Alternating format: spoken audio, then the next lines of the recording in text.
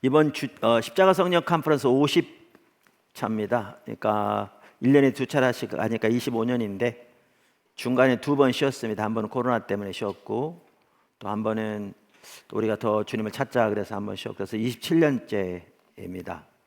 또 그동안 하나님께서 정말 많은 일들을 해오셨는데 이번 주간에도 또 다음 주간에도 하나님께서 귀한 일을 이루어 주시기를 기대하고 또 기도합니다.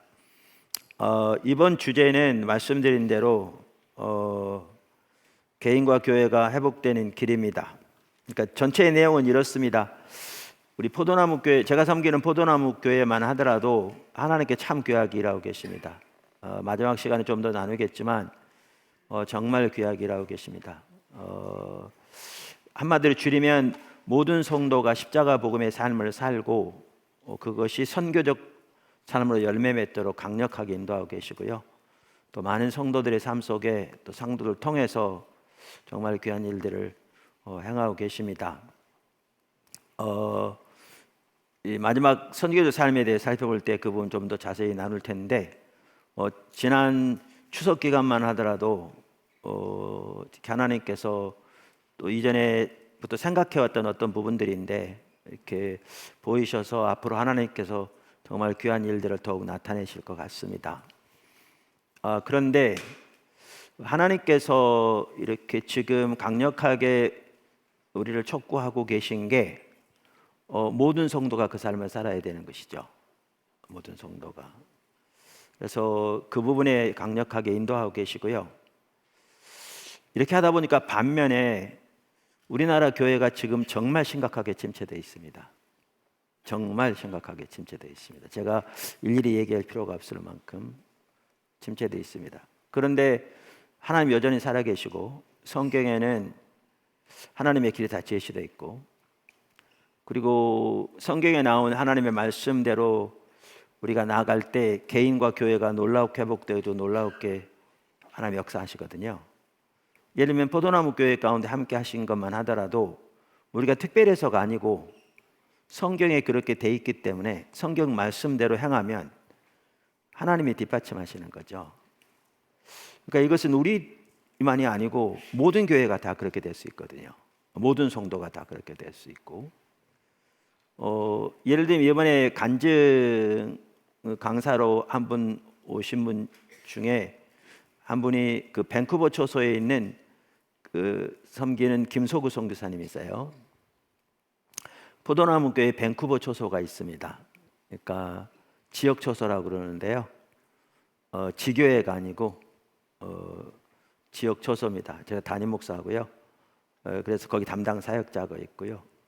주일 예배는 여기 2부 예배 시차 때문에 몇 시간 앞서 드린 예배 녹화해서 밴쿠버로 보내면 이제 거기서 드리고 우리 주일 예배 아시겠지만 2시간 반씩 드리거든요. 2부 예배. 그런데 뭐 이민 사회를 조금 아시는 분들은 아시겠지만 많은 분들이 여러 나라로 이민을 가 있는데 그 중에서도 그나마 그래도 엘리트라고 하는 분들이 더 많이 가는 데가 다는 아니라도 미주입니다. 미국, 카나다. 카나다는 미국보다는 좀 못할지 몰라도 나름대로 한국에서 그래도 엘리트들이 가 있는 곳이거든요.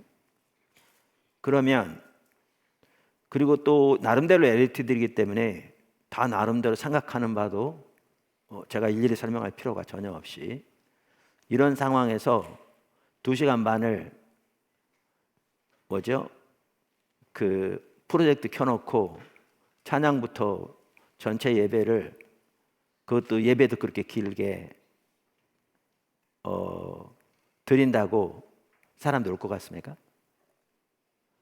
이민 사회를 조금만 아는 분들이면 제가 그런 얘기하면 고개를 흔들 겁니다. 말도 안 되는 얘기죠. 말도 안 되는 얘기죠. 그런데 밴쿠버에서도 지금 정말 귀하게 세워지고 있거든요. 나중에 이제 사실 들으시면 알겠지만 청자년 숫자만 하더라도 잘 추석하는 숫자가 100명이 넘고요. 예산 엄청 튼튼하고요. 뭐 그런 외부적인 것뿐만 아니고 성도의 삶 속에 일어나는 변화들 그리고 여기는 본초소라고 그러는데 본초소에서 일어나는 일들이 정확하게 동일하게 거기서 일어나고 있거든요. 강력하게. 왜요? 성경에 하나님의 길이 제시되어 있고 성경대로 하면 되는 겁니다. 성경대로 하면 되는 겁니다.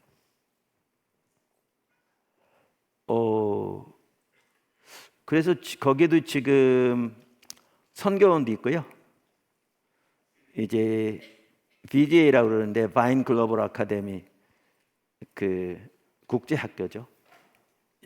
여기는 이제 NWCS라고 새물교 기도학교가 있고 바인 글로벌 아카데미 두 개가 있는데요.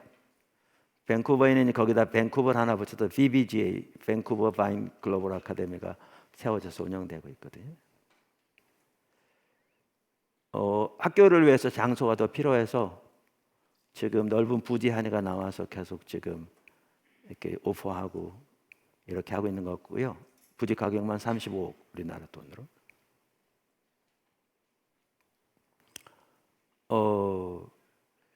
왜 그러냐는 거죠.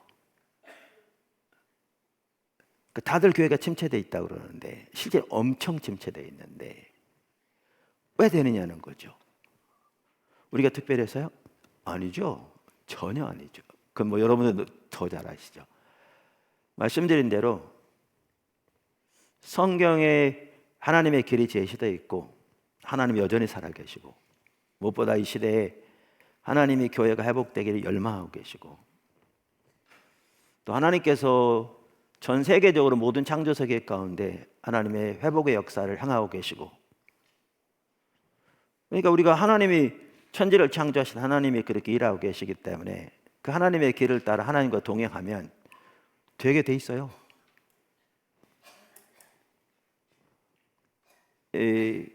그래서 이제 그런 부분들을 나누려고 하는 거죠. 근데 문제는 쉬운 길은 아니에요. 우리가 주님을 따라가는 게 그냥 누워서 떡 먹기식으로 그렇게 주님을 따라갈 수 있는 건 아니잖아요. 성경에 나와 있는 대로. 그러나 우리가 우리 힘으로 하는 것이 아니고 하나님의 은혜로 하는 것이고 성령의 인도하심과 능력, 도움으로 하는 것이고 하나님 삼위일체 하나님께서 강력하게 우리를 이끄시고 뒷받침하시기 때문에 우리가 주님의 길을 보고 이렇게 삶을 걸고 따라가면 주님이 일하시죠. 당연히. 그래서 그 부분을 나누고 싶은 거예요. 그래서 이제 가면 갈수록 이제 교회, 예를 들면 포도나무 교회하고 뭐 잘하는 교회들이 많이 있지만 아주 소수고 전반적으로 볼 때 우리나라 일반적으로 너무나 이렇게 갭이 커진 거예요. 정말 심각하게 침체돼 있잖아요. 너무나 많은 경우에. 그러면서 이번에 이제 이 부분을 살펴보면서 우리가 따라가고 하려고 노력하는 우리 선교회 중심적으로 포도나무 교회 다른 지체들도 그렇고 우리 자신을 돌아보면서 더 실제적으로 우리가 모두가 이 삶을 살도록 다시 한번 돌아보고 새롭게 결단하고 더 주님의 길로 삶을 돌이키고 이렇게 서기 위한 것이고요. 그래서 모두가 실제로 십자가 복음의 삶을 살고 그것이 선교적 삶을 열매 맺도록 그 외에 오늘날 정말 이렇게 뭔가 하나님의 길을 찾고 정말 고민하면서 어떤 교회나 신앙의 돌파구를 찾는 사람들에게는 어떻게 하면 그 회복될 수 있을지 전반적인 그림을 살펴보는 그러한 시간이 되고자 하는 게 이번 이 컨퍼런스 전체적인 방향입니다. 이번 컨퍼런스 전체적인 방향입니다. 그래서 주제가 개인과 교회가 회복되는 길입니다. 오늘 첫 번째 시간으로 저는 십자가 복음의 삶을 살펴보려고 합니다. 십자가 복음의 삶, 그게 교회 기초이니까요. 그러니까 학자들 일반적으로 교회의 직능을 이렇게 표시하거든요. 크게 네 가지로 위로는 예배, 근데 저는 이제 예배와 기도를 약간 분리해서 예배와 선지자적 기도. 아래로는 양육과 리더십. 그 다음에 성도들 사이에서는 관계에서는 사랑의 교제. 여기 소그룹도 중요하고요. 세상을 향해서 선교. 이렇게 네 가지로 구분하는데 이 모든 것의 중심에 십자가 복음의 삶이 있습니다. 사도 바울이 자기는 교회의 기초를 놓는 사도인데 자기가 닦아놓은 터 외에는 다른 터가 없다. 고린도서 3장 13절인가요? 곧 예수 그리스도라. 그러니까 십자가 복음의 삶이 곧 교회의 기초거든요. 그리고 이게 되어져야 결국 예배든지 기도든지 양육과 리더십이든지 그 외에 선교든지 모든 게 다 성경이 말하는 대로 가능한 것 같더라고요. 그래서 한 사람 한 사람은 십자가 복음의 삶을 모두가 살고 그것이 선교적 삶으로 열매 맺도록 인도하시고 계신다고 말씀드렸어요. 그래서 오늘은 이 중에 가장 기초라고 할 수 있는 십자가 복음의 삶을 살펴보려고 합니다. 제 책인데요. 십자가의 복음 이게 1권 2권으로 된 책 1권만 가지고 있는데 대부분 아실 텐데 혹시 모르신 분을 위해서 이 책에 보면 제가 나누고자 하는 내용들이 여기 다 들어 있습니다. 또 이에 대한 인터넷 강의, 인터넷 다 56강인가 7강인가 들어 있고요. 어떤 분은 한 강에 1시간 반쯤 하거든요. 그게 56강인가 7강인데 그거를 20 몇 번 들었더라고요. 강남에 있는 부부가 다 의사인데 그 부부는 포도나무교회 성도가 아닌데 나중에 잠깐 왔다가 다시 갔는데 강남에서 두 분이 다 의사예요. 병원 개업해서 하시는 분들인데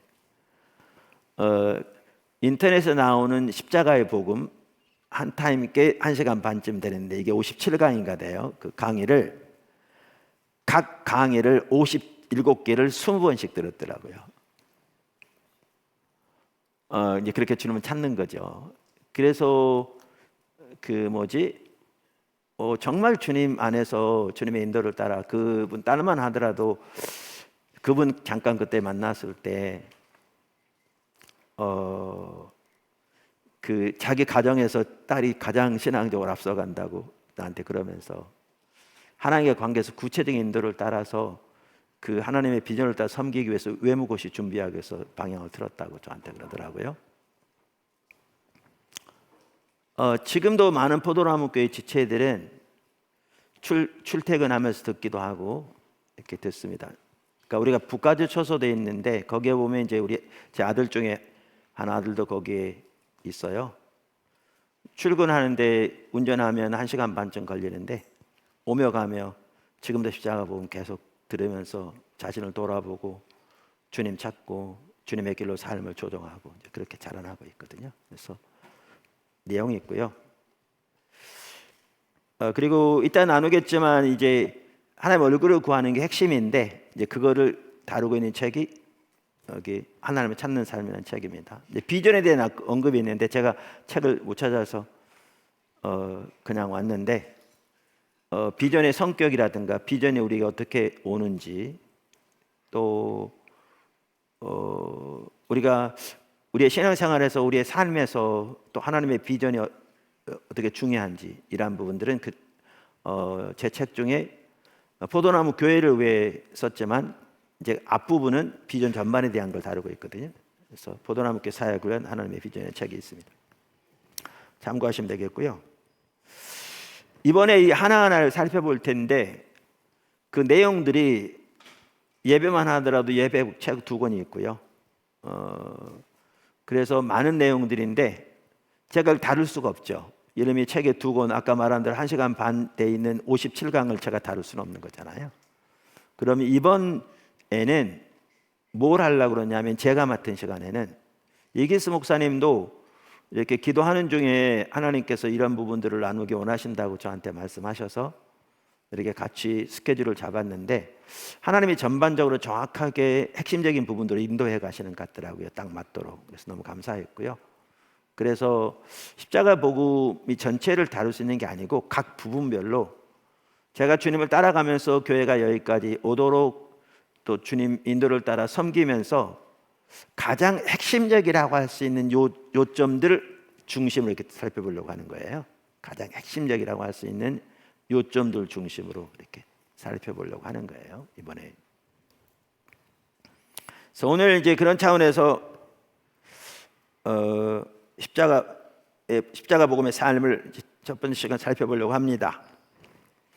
첫째, 하나님에 관해서 아는 것과 하나님을 아는 것의 차이. 하나님에 관해서 아는 것과 하나님을 아는 것의 차이. 그러니까 우리 신앙에서 가장 핵심은 하나님을 아는 것입니다.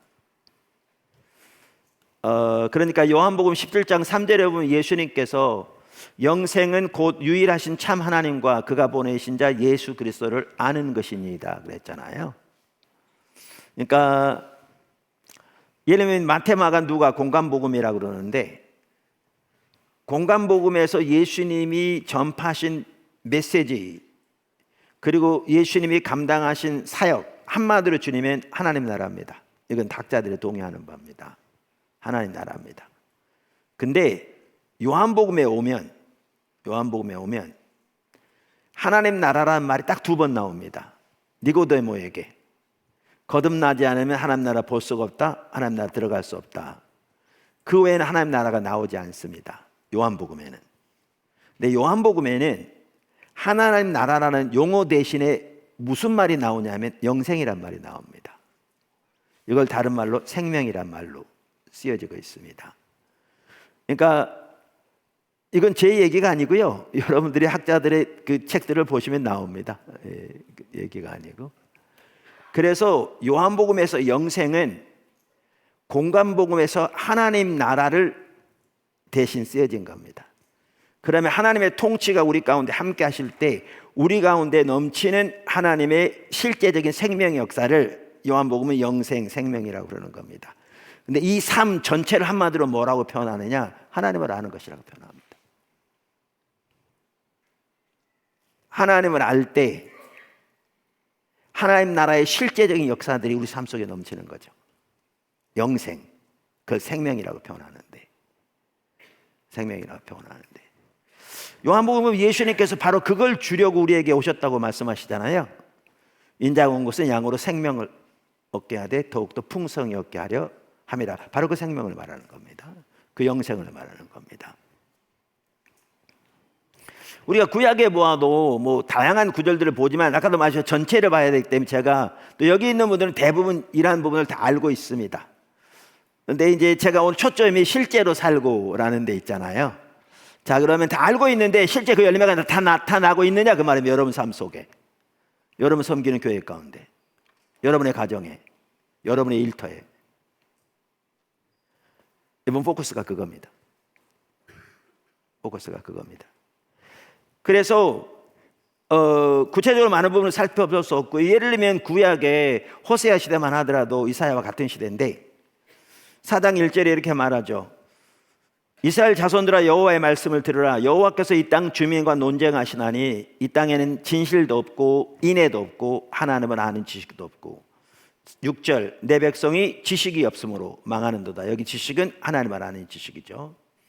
네가 지식을 버렸으니 나도 너를 버려 내 제사장이 되지 못하게 할 것이요, 내가 내 하나님의 율법을 잊었으니 나도 내 자녀를 잊어버리리라. 그러니까 여기에 보면 호세아 시대 이스라엘 백성들만 하더라도, 이사야 시대 이스라엘 백성들만 하더라도 하나님을 아는 지식이 없어 망했습니다. 왜? 그게 우리 신앙의 가장 핵심이니까요. 자, 그래서 신약을 보건 구약을 보건 우리 신앙의 가장 핵심, 그래서 저는 이걸 신앙의 본질이라고 표현하는데, 핵심이 뭐냐? 하나님을 아는 것입니다. 근데 문제는 하나님을 안다는 말이 무슨 뜻이냐라는 겁니다. 문제는 제가 여러분 말한 것처럼 바리새인들에게 하나님을 아십니까? 라고 물으면 그들은 뭐라고 그랬겠냐고요. 참고로 그들은 누구보다 성경적인 지식이 뛰어났습니다. 뿐만 아니라 그들의 성경적인 지식은 정통이었습니다. 어떻게 아느냐 하면 마태복음 23장 1절부터 보시면 예수님께서 무리들과 자기 제자들에게 하신 말씀인데, 서기관들과 바리새인들이 모세의 자리에 앉았으니 너희들은 저들이 하는 말을 반드시 다 지키고 행하라고 그랬습니다. 저들이 만약에 가르침이 정통적이 아니었다면 예수님이 자기 제자들에게까지 그들이 하는 말을 반드시 다 지키라고 말했겠냐 그 말인 거죠. 이걸 보아도 그들은 교리적으로 정통이었던 걸 볼 수 있습니다. 누구보다 하나님에 관한 성경적인 지식이 뛰어났고 그 교리들이 정통이었죠. 그러니까 하나님을 아느냐고 물으면 그들은 뭐라고 그랬겠습니까? 당연히 안다고 생각했겠죠. 당연히 안다고 생각했겠죠. 그러니까 저는 그 당시 없었지만 저는 추측이 되는 게요. 호세아 4장 1절에 하나님을 아는 지식이 없다. 6절에 이 백성이 지식이 없어. 즉 하나님을 아는 지식이 없어 망한다. 그 구절을 보았을 때 바리새인들은 뭐라고 생각했겠어요? 그 구절을 읽을 때 자기 조상들이 하나님을 아는 지식이 없어 망했다고 생각했겠죠. 어쩌면 그렇게 많이 설교했겠죠. 그러면 바리새인들은 자기들이 호세아 시대처럼 이사야 시대처럼 하나님을 아는 지식이 없어 망하고 있다고 생각했겠냐 그 말이에요.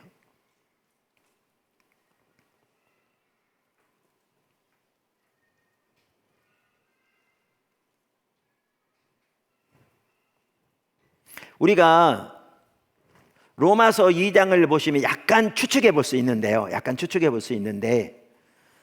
로마서 2장 17절부터 20절까지 보면 그 당시 유대인들이 자신들에 대해서 어떻게 생각했는가를 사도 바울이 쓰고 있거든요.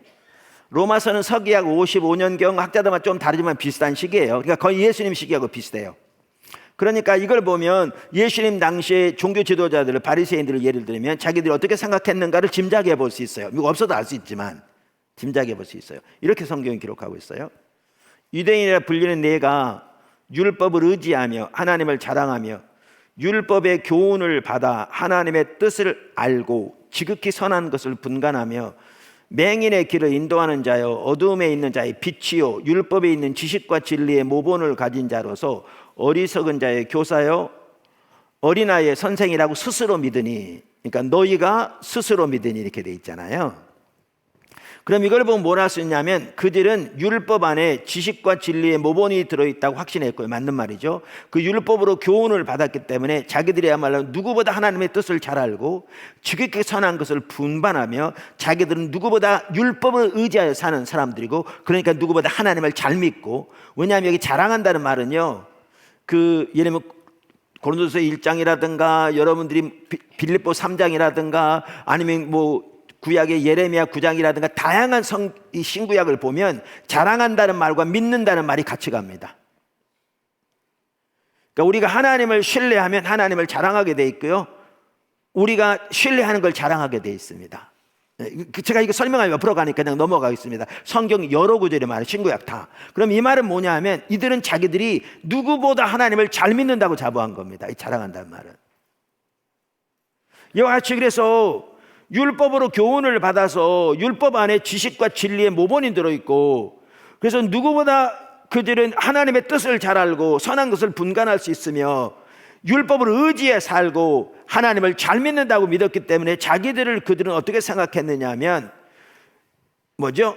맹인의 길을 인도하는 자. 이 맹인은 영적인 맹인이겠죠. 맹인의 길을 인도하는 자고 어둠 가운데, 영적인 어둠이겠죠, 있는 자의 빛이고 어리석고 어린아이의 랍비, 선생이라고 믿었습니다. 자기들은. 자, 이들에게 하나님을 아느냐고 물으면 뭐라고 그랬을까요? 그러니까 그들은 호세아 4장 1절을 6절을 읽을 때 자기 조상들이 하나님을 아는 지식이 없어 망했지만 자기들은 그들과는 근본적으로 다르다고 생각했겠죠. 근데 예수님이 뭐라고 그러셨는데요? 예수님은 마태복음만 하더라도 반복적으로 이사야가 너희에 대하여 잘 예언하였도다. 반복적으로. 이사야 시대 호세아 같은 시대거든요. 뿐만 아니라 예수님 마태복음 보면 반복적으로 호세아 6장 6절을 인용하면서 나는 인애로 원하고 제사를 원치 아니하며 번제보다 하나님 아는 것을 원하노라. 이 구절을 그들에게 제시하면서 너희가 이 뜻을 알았더라면,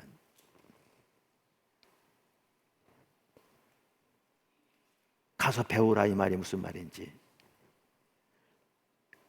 그러니까 실제로 그들은 하나님을 아는 지식이 없어 망했습니다. 실제로 그들의 세대의 심판이었습니다. 근데 그들은 성경을 읽으면서도 자기들이 하나님을 몰라서 망하고 있다는 사실을 전혀 깨닫지 못했습니다. 왜요? 하나님을 안다는 말이 무슨 뜻인지를 몰랐기 때문에 그렇습니다. 근데 오늘날이 그렇습니다. 몰랐기 때문에 그렇습니다.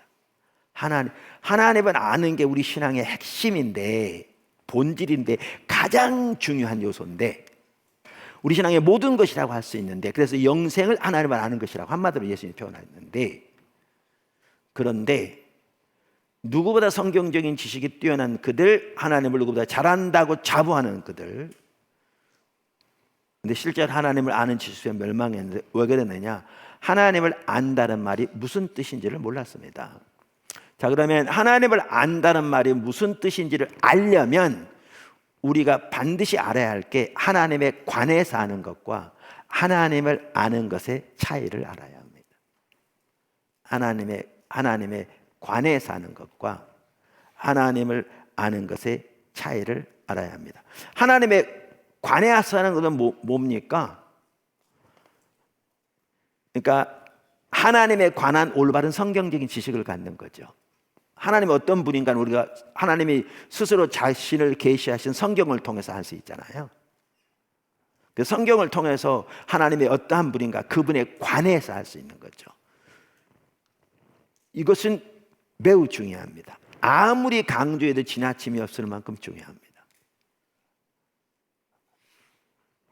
그래서 로이드 존스 목사님 같은 경우에는 그것을 컵으로 비유합니다. 그리고 하나님을 아는 지식을 우유로 비교합니다. 그러니까 컵이 새 우유를 담을 수 있는 거죠. 그러니까 하나님에 관한 올바른 성경적인 지식이 있어야 하나님을 올바로 알 수 있는 거죠. 그게 없이 하나님을 올바로 알 수 없는 거죠. 자기 체험에만 의존한다면 그건 신비주의고, 자기 감정에만 의존한다면 그건 지가복음인 거죠. 그래서 하나님을 올바로 알려면 하나님에 관한 올바른 성경적인 지식이 정말 중요하죠. 제가 이런 얘기하면 너무 옆으로 가서 빨리 그냥 넘어가야 되는데, 근데 한편으로는 사실 오늘날 심각한 문제는 뭐냐면요, 일반 성도들의 경우에는 하나님에 관한 지식마저도 거의 없습니다. 교회는 오래 다녔는데요, 신앙은 이렇다라고 전통적으로 내려오는 몇 가지 종교적인 의식하는 거라든가 이런 부분들 정도 아는 정도지, 가장 기본적인 것부터 하나님의 말씀은 우장이 안 돼 있습니다. 그럴 수밖에 없는 게 주일날 한 번 교회 오는 사람이 대부분인데, 그 주일날도 설교 시간에 이번에 그런 것에서 나누겠지만 하나님의 말씀을 분별해서 하나씩 하나 전해지는 게 얼마나 됩니까? 대개 한두 구절 읽고 감동적인 예화를 통해서 사람의 감정이 호소하는 설교가 대부분인데, 그러니까 말씀을 무장되시 기회가 거의 없습니다. 컵 자체가 없습니다. 컵 자체가. 제가 이렇게 주님을 따라가면서 제가 이렇게 갈 수 있었던 한 가지 중요한 요소가, 저는 대학원을 미국에서 했거든요. 공부하면서 뭐 우리가 대학원 다 많은 목사님들이 공부하지만 공부한들 뭐 한 부분이겠죠. 그렇지만 목회에서 전반적인 부분 또 기본적인 부분이라도 하나님에 관한 전체적인 어떤 성경적인 지식으로 무장된 것이, 이게 있었기 때문에 제가 주님을 따라가는데 정말 중요했거든요. 오늘날 성도들이 이게 없기 때문에 제가 설교해도 뭔 말인지 못 알아들어요. 왜? 이 기초가 없기 때문에. 근데 한국에는 적지 않은 목회자들도 기초가 없는 분들이 많아요. 제가 한국의 신학교도 강의도 해보고 과거에 제가 미국에서 공부도 해봤지만 똑같은 과목 똑같은 학점이라도요, 미국에서 공부할 때 한국의 신학교 다 해본 건 아닌데 제가 주변에 물어보게 됐지만 똑같은 학점에 똑같은 과목에 공부한 내용이 한국은 미국의 반도 안 됩니다. 제가 공부했던 학교였어요, 최소한. 근데 그 전체적인 무장이 안 된 경우도 많습니다. 그래서 우리 같은 경우는 교회에서도 조직신학, 그 다음에 교회사, 초대교회사, 중세교회사, 현대교회사, 그 다음에 성서신학, 구약, 신약, 구약도 율법, 선지서, 시가서, 신약도 개론뿐만 아니라 뭐죠? 복음서, 서신서, 묵시서인가요? 이러한 부분들, 거기다 성경 해석학, 이런 부분들을 우리의 신앙 훈련 프로그램과 함께 교육시키려고 생각하고 있습니다. 교회에서. 그래야 성도들이 전체적인 그림을 볼 수 있으니까요. 이런 기본적인 성경적인 지식이 없으니까 이게 소화를 잘 못하는 거예요. 컵이 없으니까. 그래서 그런 교과서를 지금 수집하고 있습니다. 그 방면에 뛰어난, 특별히 선교적으로 잘 쓰여진 뛰어난 학자들이 왜 쓰여지되 매우 복음적이고 선교적으로 쓰여진, 여러분 잘 아는 것을 소개해 주십시오. 그리고 우리나라 말로 번역되어 있어야 하니까 교과서들을 지금 찾고 있습니다. 그래서 찾아지면 우리 실시할 겁니다. 부분적으로 찾아졌고요 이미. 자, 이렇게 하나님에 관한 지식은 중요합니다. 근데 문제는 하나님에 관한 지식이 하나님을 아는 지식은 아닙니다. 그래서 그거를 컵과 우유로 비교했다고요. 비유했다고요. 로이드 존스 목사님 같은 경우에. 그러면 하나님을 아는 건 뭐냐? 하나님의 말씀에 토대해야 돼. 하나님의 살아계신 인격적인 하나님이잖아요. 그 하나님과 인격적인 관계를 통해서 그분의 성품과 그분의 의중을 친밀하게 아는 것을 말합니다. 이것을 위해 성령의 조명이 필수입니다. 성령의 조명이 필수입니다. 미국 유나이티드 바이블 소사이티라고 하는 성서공회 중에 하나가 있습니다. 거기에 보면 성경 번역한 사람들을 도움이 되도록 핸드북 시리즈가 나옵니다. 적포도 색깔로 된 카바 해가지고 그 시리즈에 요한 1, 2, 3서를 쓴 학자들을 보면 요한 1서에 하나님을 안다는 말이 여러 번 나오거든요. 그리고 그것이 우리 신앙의 모든 것임을 잘 표현하고 있거든요. 그 안다는 단어에 대해서 이렇게 표현합니다. 책에 보면 이 구절에서 안다는 동사는 친밀한 교제 안에 있다, 친밀한 교제를 가지다라는 뜻이다. 그러니까 하나님을 안다는 말은, 그럼 여기 하나님을 넣으면 하나님과의 친밀한 교제 안에 있다, 혹은 하나님과의 친밀한 교제를 가지다라는 뜻이다, 그 말인 거죠. 즉 어떤 사람의 성품이나 의도를 친밀하게 안다는 뜻이다. 하나님 말하면 하나님의 성품이나 의도를 친밀하게 안다는 뜻이다. 이것을 설명하기 위해 어떤 번역은 여기서 하나님이 어떠한 분인지를 안다고 하고 라고 번역하고 있다. 제가 이거 번역한 말인데요, 영어 책 보고 이걸 뭐라고 번역하는지 잘 모르겠더라고요. 근데 이렇게 번역했는데 영어에는 이렇게 돼 있어요. 적당한 말이 없어서 그랬는데 To know how God is, To know God what He is like, 이렇게 돼 있어요. 그러면서 그 표현은 하나님과의 교제와 교감을 내포한다. 그러니까 하나님과 친밀한 교제를 통해서 하나님의 성품이나 의도를 친밀하게 안다는 말이 하나님을 안다는 말이에요. 제가 한두 간단히 설명하면 잡으세요. 아까 바리새인들 성경적인 지식은 누구보다 뛰어났지만 그 성경이 말하는 살아계신 하나님을 전혀 알지 못했잖아요. 왜냐하면 성경은 그때 하나님 아는 지식이 없어 망했거든요. 그럼 한 예를 보면 이렇습니다.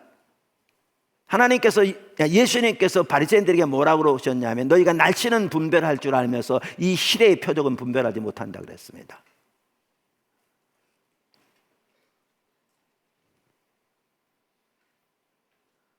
그러니까 미국이 낳은 가장 위대한 설교자라고 오늘날까지도 많은 사람들이 얘기하는 조나단 에드워즈는 뭐라고 그랬냐면 어느 시대건 하나님께 쓰임 받으려면 하나님이 그 시대에 어떤 일을 하고 계신지를 주시해 보고 그 일에 온 사람으로 동참해야 한다, 이렇게 말했습니다. 그래서 총신에서 지금 교수로 계시는데 그분이 미국에서 조나단 에드워즈 전국에서 박사학위를 받고 지금 총신 신대원에서 교수로 계신 분이 한번 우리 컨퍼런스 특강 강사로 오셨는데 제가 요청하지도 않았는데 그 얘기를 하시더라고요. 조나단 에드워즈는 그래서 그 시대에, 그때는 비행기도 차도 없는 시대고 텔레비전 없는 시대잖아요. 큰 항구로 이사했대요. 왜? 그 저쪽 편에서 배를 타고 사람들이 올 때 그 지역에 하나님이 어떤 일을 하고 계신지를 주시해 보기 위해서. 그럼 보시면 이 말이 뭔 말인지 아세요? 누구보다 하나님에 관한 교리는 정통이고 잘 알았고 그래서 자기도 하나님 뜻을 잘 분별한다고 그렇게 자부한, 그래서 어둠 가운데 있는 자들은 빛이고 맹인을 위한 인도자라고 자부한 그들인데 그들은 하나님이 그 시대에 어떤 일을 하고 계신지를 몰랐어요. 무슨 말이냐? 그들이 그토록 암송하고 묵상하고 설교하는 그 성경이 예언한 대로 하나님의 메시아가 오셔서, 하나님의 아들이 오셔서 구속을 이루고 계셨는데, 그들은 하나님의 그 시대에 어떤 일을 하고 계신지를 전혀 알지 못했어요. 왜? 그들이 하나님에 대한 지식은 성경적인 교리적인 지식에 불과했으니까, 하나님에 관한 지식에 불과했으니까, 하나님과의 관계를 통해서 그분의 성품과 의도를 전혀 알지 못했기 때문에 하나님이 그 시대에 어떤 일을 하고 계신지를 전혀 깨닫지 못해서 하나님과 동행하는 삶은 가능하지 않았습니다. 그러니까 그들은 하나님을 섬긴다고 하면서 사사건건 예수님을 대적했습니다. 망했습니다. 하나님을 전혀 몰랐습니다.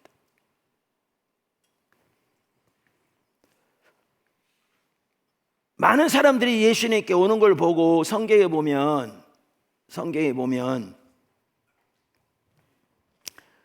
예수님이 저들이 목 잡는 양과 같이 유리하며 방황하는 거 보고 불쌍히 여기셨다고 그랬거든요. 그러면 그 시대에 바리새인들, 서기관들, 대제사장들, 회당장들, 율법사들, 다양한 종류의 니고데모 하나대로 인정받는, 존경받는 뛰어난 리더였고 수많은 리더들이 있었는데, 왜 예수님은 그 시대를 목자 없는 시대라고 그랬어요?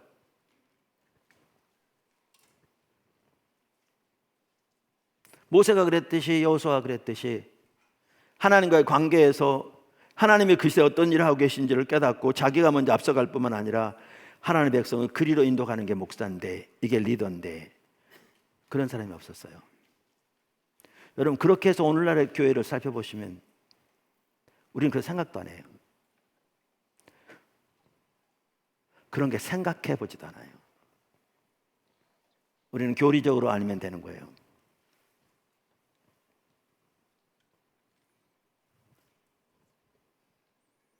이렇게 하나님에 관해서 하는 것과 하나님을 아는 건 다릅니다. 로이드 존스 목사님은 하나님에 관한 지식은 뛰어난데, 그러니까 컵은 뛰어난데 하나님을 아는 지식이 없는, 비어있는, 이거를 죽은 정통주의라고 그랬어요. 교리는 정통인데 아무런 쓸모없는 죽은 정통주의라고, 생명이 없는.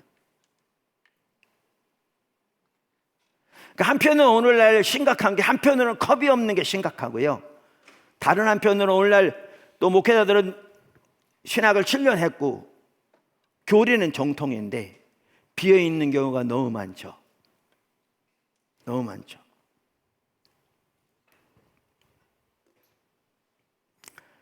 근데 사실 이런 것 같더라고요. 이 너무나 기본적인 얘기인데 오늘날 이 차이도 제대로 분별하지 못하는 경우가 많아요.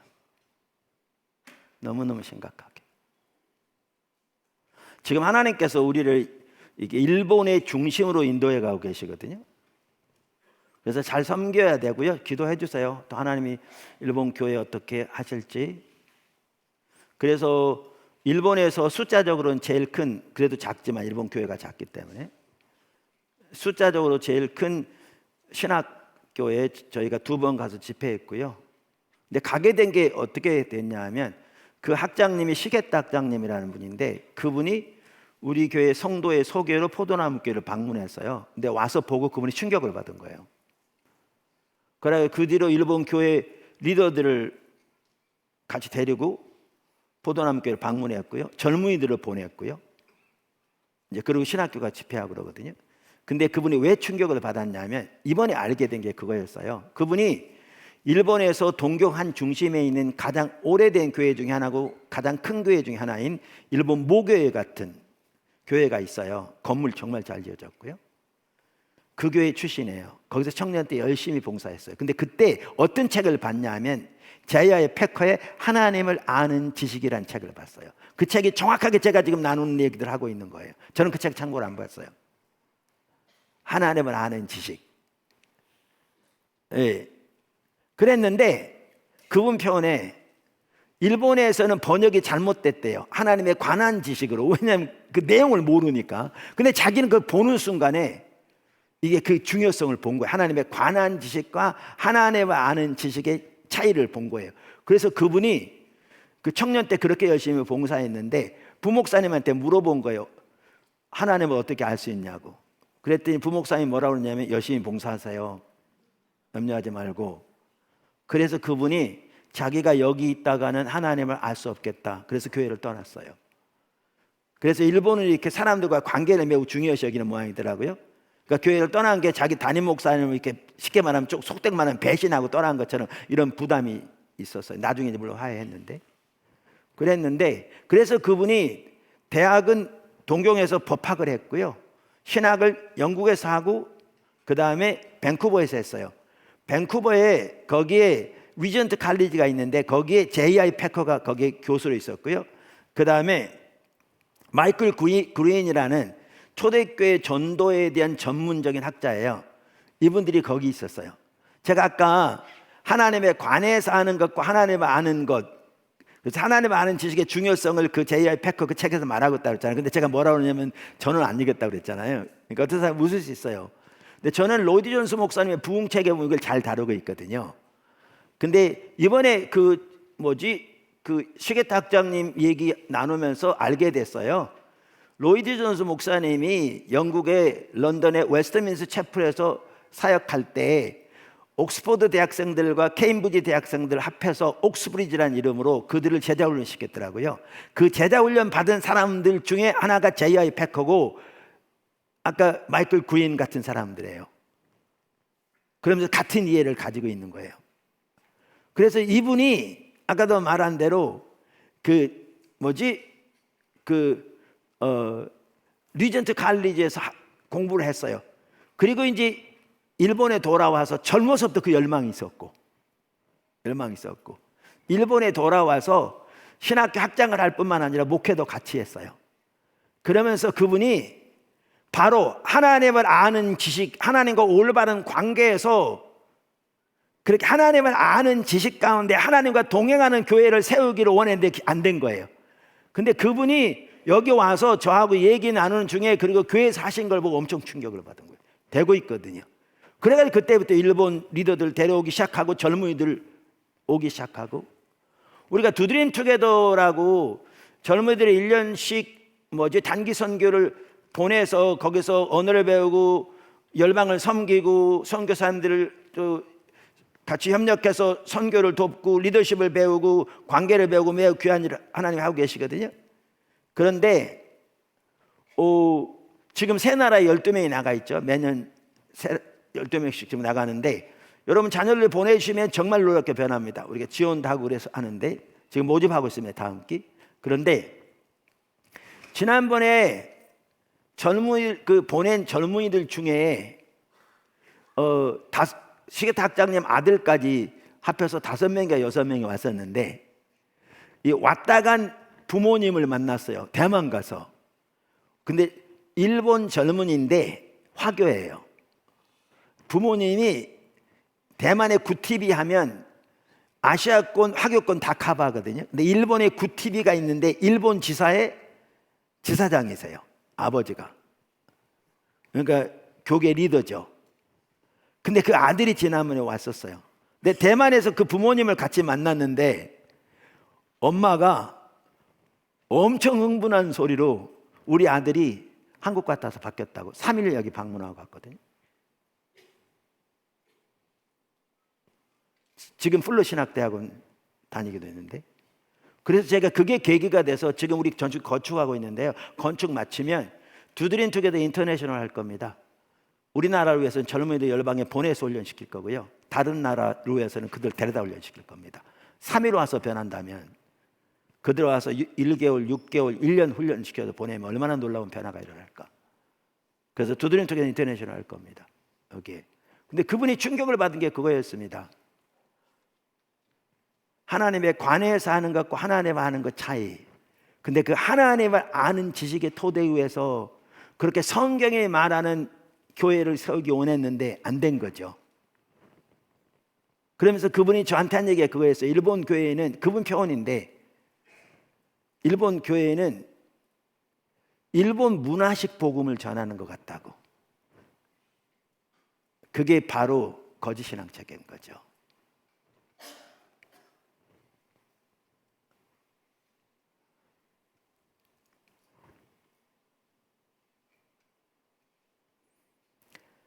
이와 같이 오늘날 심각한 게 하나님에 관해서 아는 것과 하나님을 아는 것의 차이조차도 인식하지 못하는 바리새인처럼 성경적인 지식 몇 개 가지고 있으면 그거마저도 지금 거의 없는 상황인데도 그러면 하나님을 안다고 생각하는, 그러니까 교회가 이렇게 침체될 수밖에 없죠.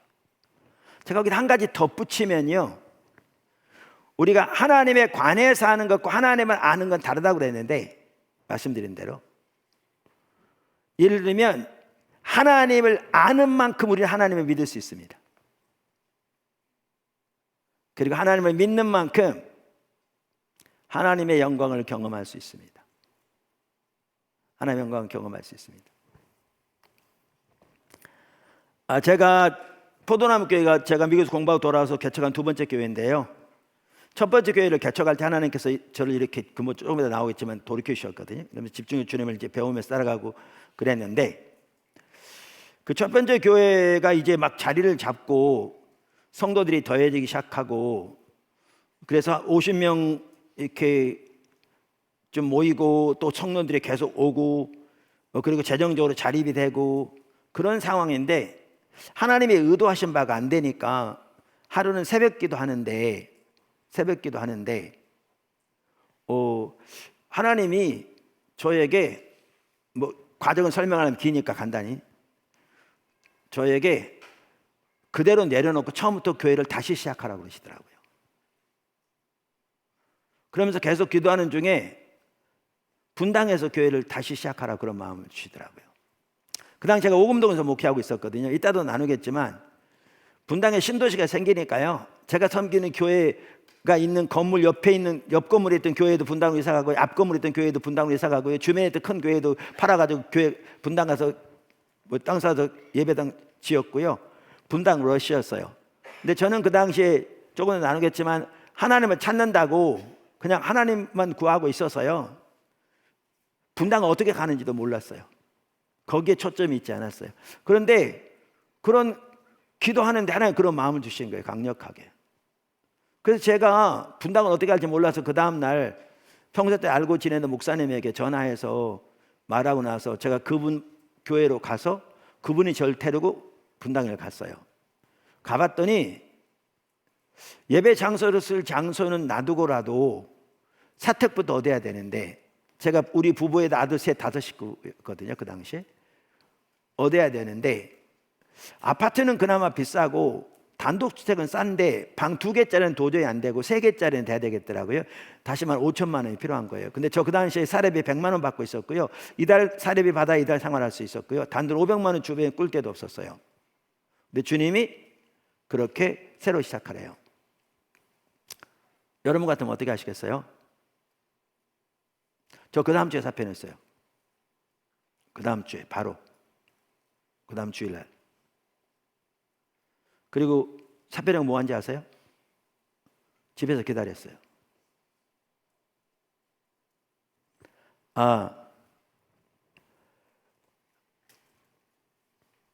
왜 그러냐면 아까 하나님을 아는 것에 대해서 이렇게 말씀드렸는데, 그렇게 학자들도 말하는 것처럼 조금 나오지만 하나님의 얼굴을 구하며 주님을 찾는 중에 하나님께서 저에게 알게 하신 하나님은 하나님의 성품과 의도로 아는 거라고 그랬잖아요. 하나님은 그분이 말씀하신 것은 반드시 채우시는 분임을 알게 하셨어요.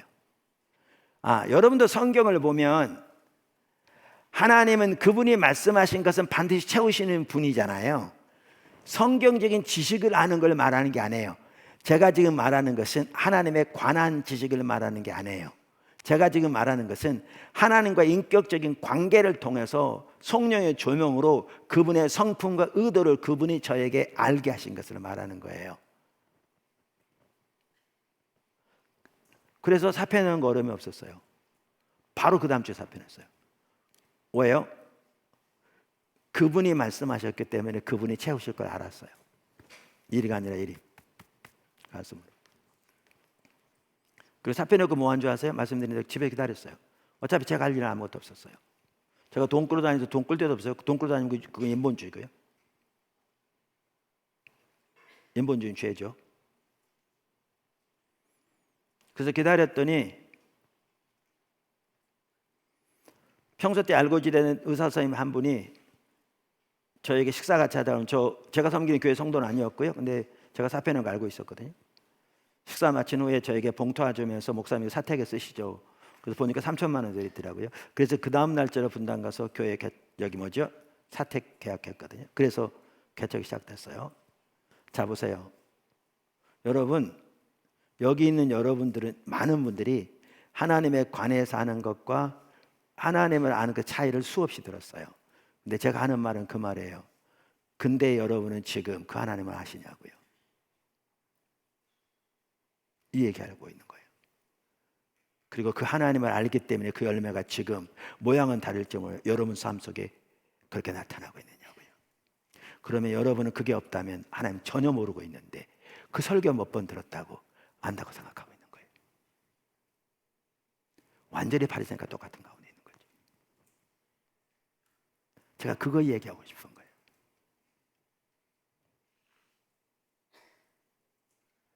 하나님을 아는 만큼 하나님을 믿을 수 있어요. 하나님에 관한 지식은요, 실제 그런 일을 닥칠 때 전혀 그렇게 하지 못해요. 전혀.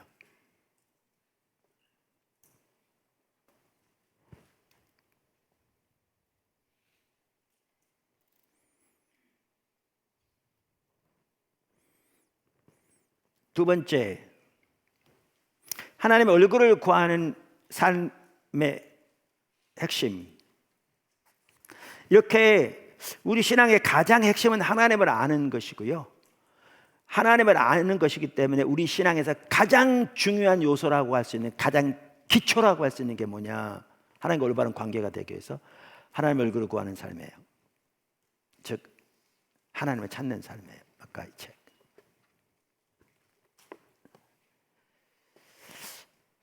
저 같은 경우에 제 삶의 근본적인 전환점이 언제 왔냐면요, 1991년 9월경에 왔어요. 저는 1980년 1월에 1987년 3월까지 미국에서 공부했다고 그랬잖아요. 대학원 공부하고 이제 87년 3월에 돌아왔어요. 그래서 이제 영등포에서 1년 있다가 교회를 오금동으로 이전해서 이전했다고 그러면 거의 다시 시작했죠. 목회하는데 나름대로 열심히 하는데 안 되더라고요. 제 머릿속에는 사역은 거의 불가능하다라는 것이 아예 각인돼 있었어요.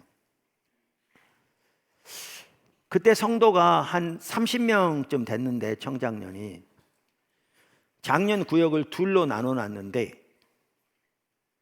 한 구역 전체가 구역 예배만 모이면 교회나 저에 대해 불평하고 전체가 다 교회를 떠나려고 하는 거예요. 그렇지 않아도 나름대로 열심히 하는데 목회가 안 돼서 머릿속에 목회는 거의 불가능하다는 게 각인돼 있었는데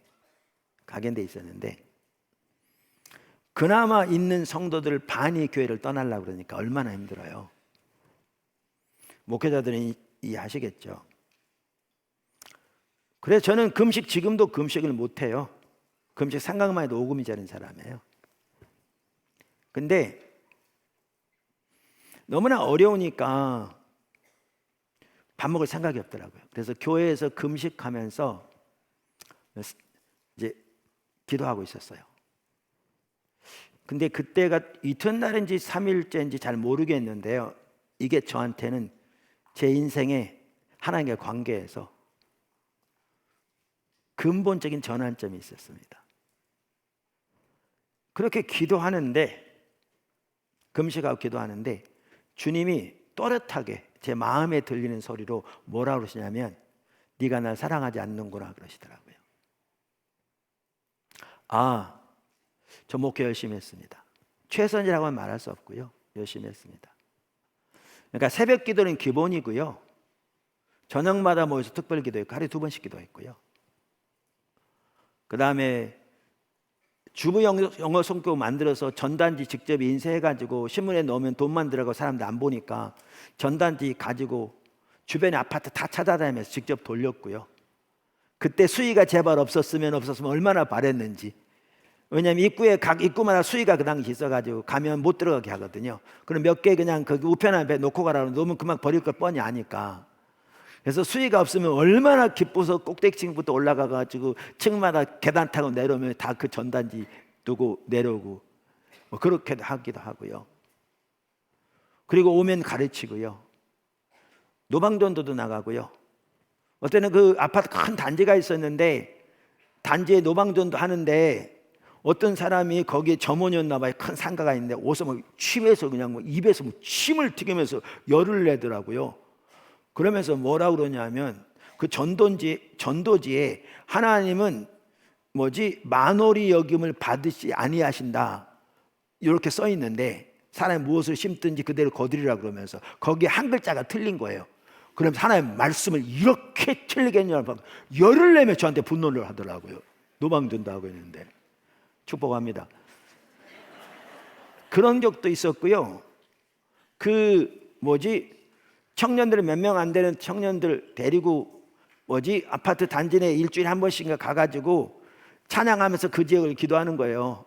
찬양하면서. 그럼 사람들이 지나가면 흑 쳐다보면 되게 창피하긴 하지만 그래도 그렇게 하기도 하고요.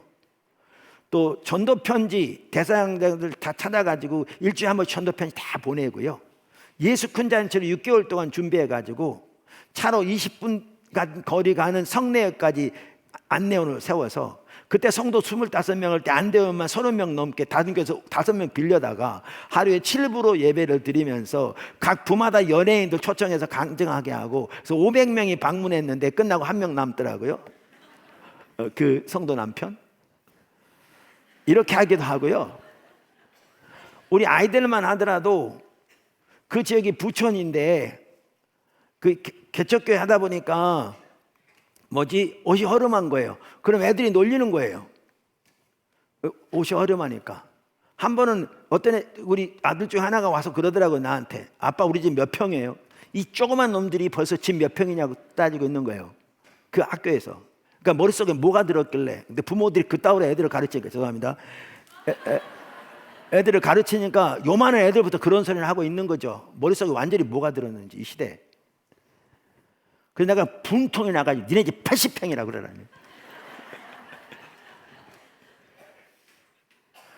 왜냐하면 교회가 지하에 있었는데 가운데가 복도고 양쪽으로 있는데 이쪽에 본당 40평, 이쪽에 교육관 40평, 그 지하 안에 교육관 안에가 사택이 꾸며져 있었거든요.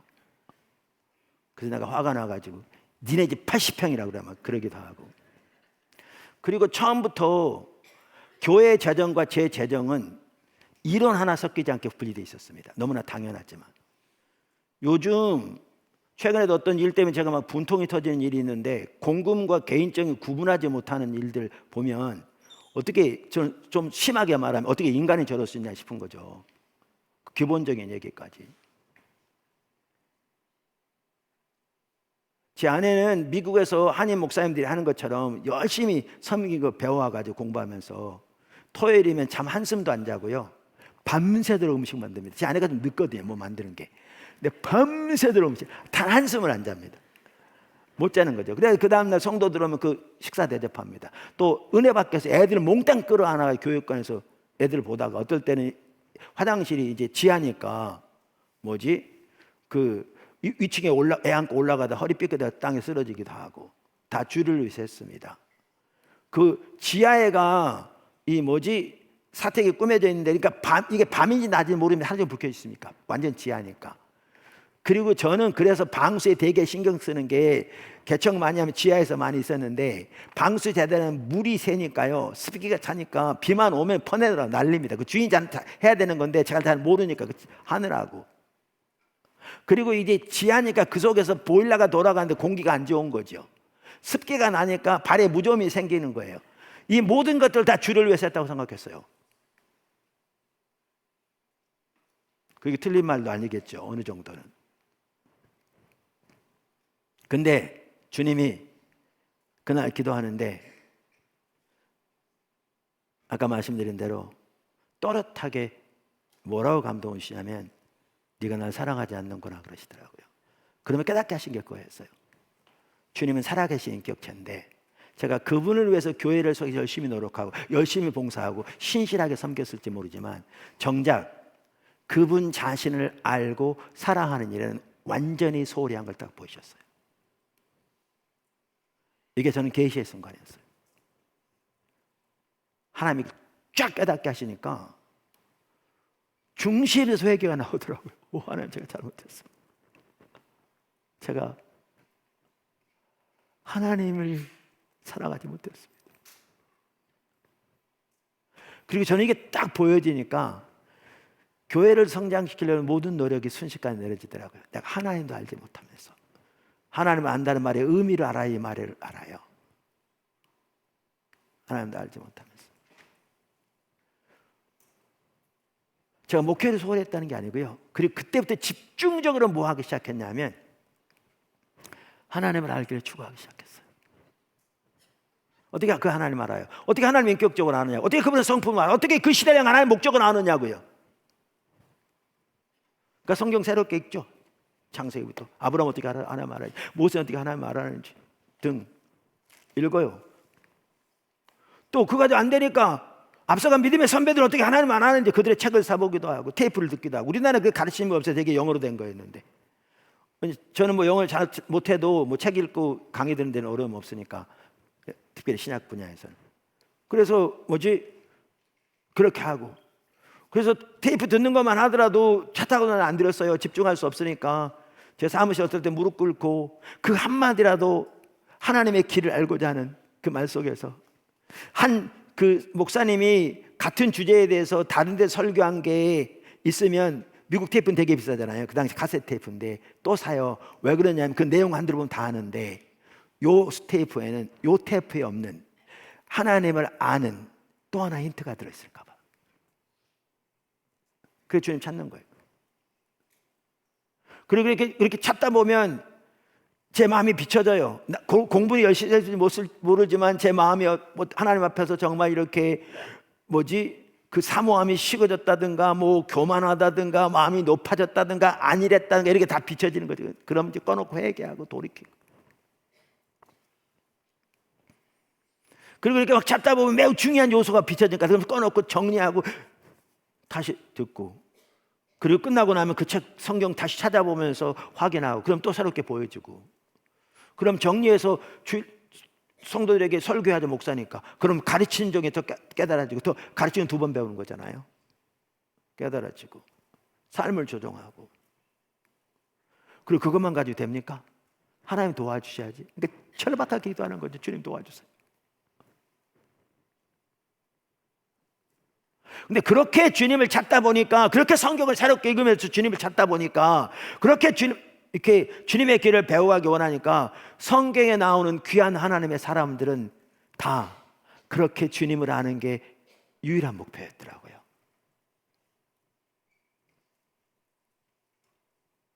유일한 목표였더라고요. 그러니까 제가 그 살펴보기 전에 이렇게 주님을 집중적으로 찾고 있는데 한 6개월쯤 지났나 봐요.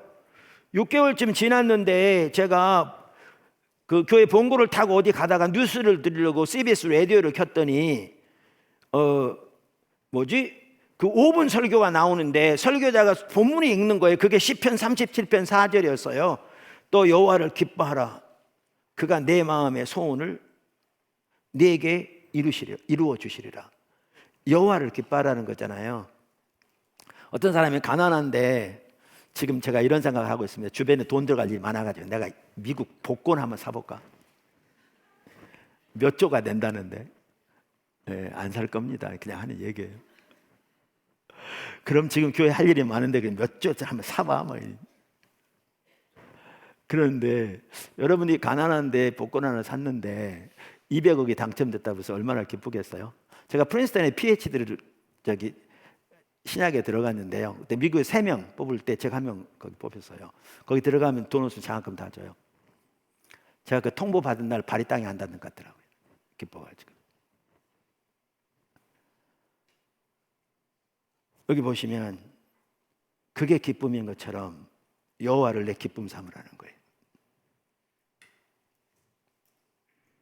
그죠?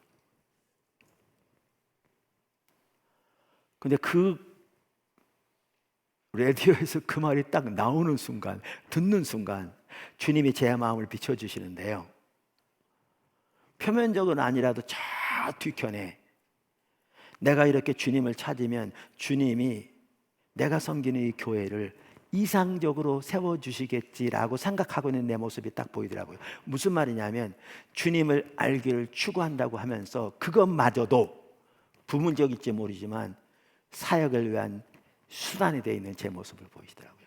정말 죄송하더라고요. 제가 운전하고 가는데.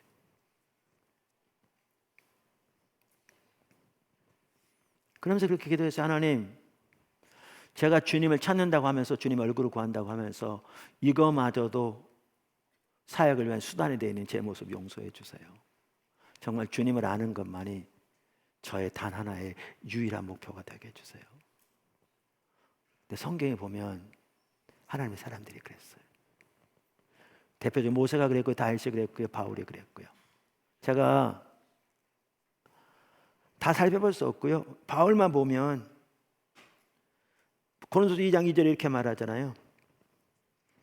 내가 너희 중에서 예수 그리스도와 그가 십자가에 못 박히신 것 외에는 아무것도 알지 아니하기로 작정하였습니다. 고린도 교회에 편지하면서 한 얘기거든요. 그러니까 너희 중에서란 말은 바울이 고린도에 있을 때 2차 전도여행 때 18개월 머물면서 고린도 교회가 세워졌죠. 하나님 어마어마하게 역사하셨죠. 그때 바울의 그가 알기 원했던 유일한 단 한 가지가 뭐였어요? 예수 그리스도 십자가에 못 박히신 그분, 사역이 아니었어요. 그게 유일한 목표였어요. 이게 신앙이에요.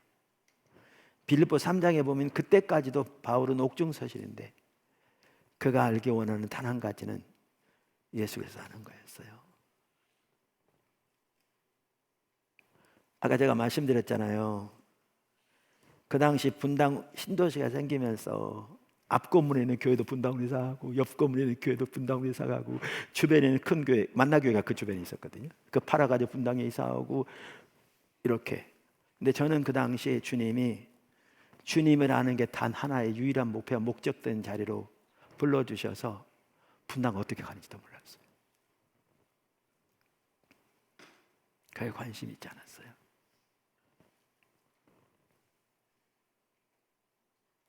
모든 초점이 주님을 아는 데 있었어요.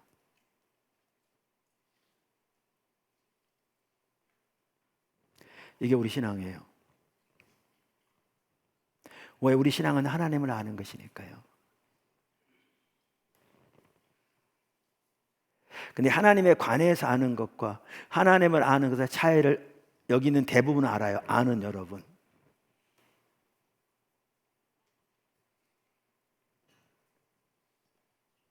하나님의 얼굴을 구하는 삶, 하나님을 아는 것이 유일한 목표와 목적된 삶으로 그렇게 우리의 모든 것을 주님 알기 원하는 그 자리에 있느냐고요. 그 은혜가 부어지길 축복합니다.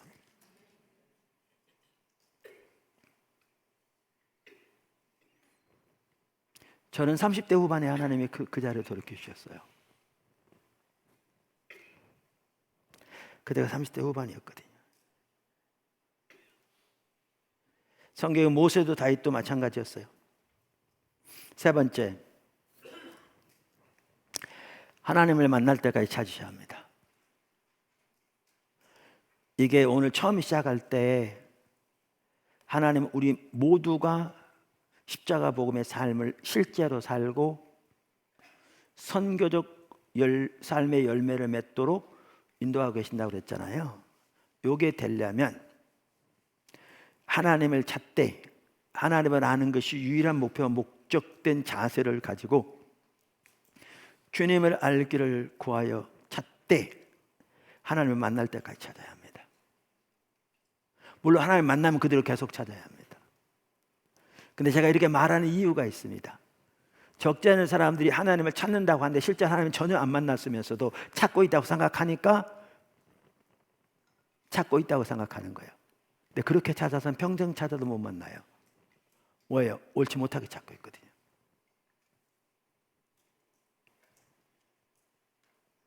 그래서 그렇게 표현하는 거죠. 우리가 하나님 찾으면 하나님 반드시 우리에게 임하십니다. 오늘 내일 임하신 건 아닌데요. 반드시 임하십니다. 호세아 5장 14절을 보면 이렇게 말하죠. 내가 에브라임에게는 사자 같고 유다 족속에게는 젊은 사자 같으니 바로 내가 움켜갈지라 내가 탈취하여 갈지라도 건져낼 자가 없으리라. 그러니까 하나님께서 북방 이스라엘뿐만 아니라 남방 유다도 그들의 죄 때문에 심판하실 것을 말씀하세요. 15절 그들이 그 죄를 뉘우치고 내 얼굴을 구하기까지 내가 내 곳으로 돌아가리라. 그들이 고난받을 때에 나를 간절히 구하리라. 그러니까 여기에 보면 죄 때문에 심판하시는데 15절은 심판의 목적이 나와요. 하나님의 사랑이시기 때문에 심판도 사랑의 표현이거든요.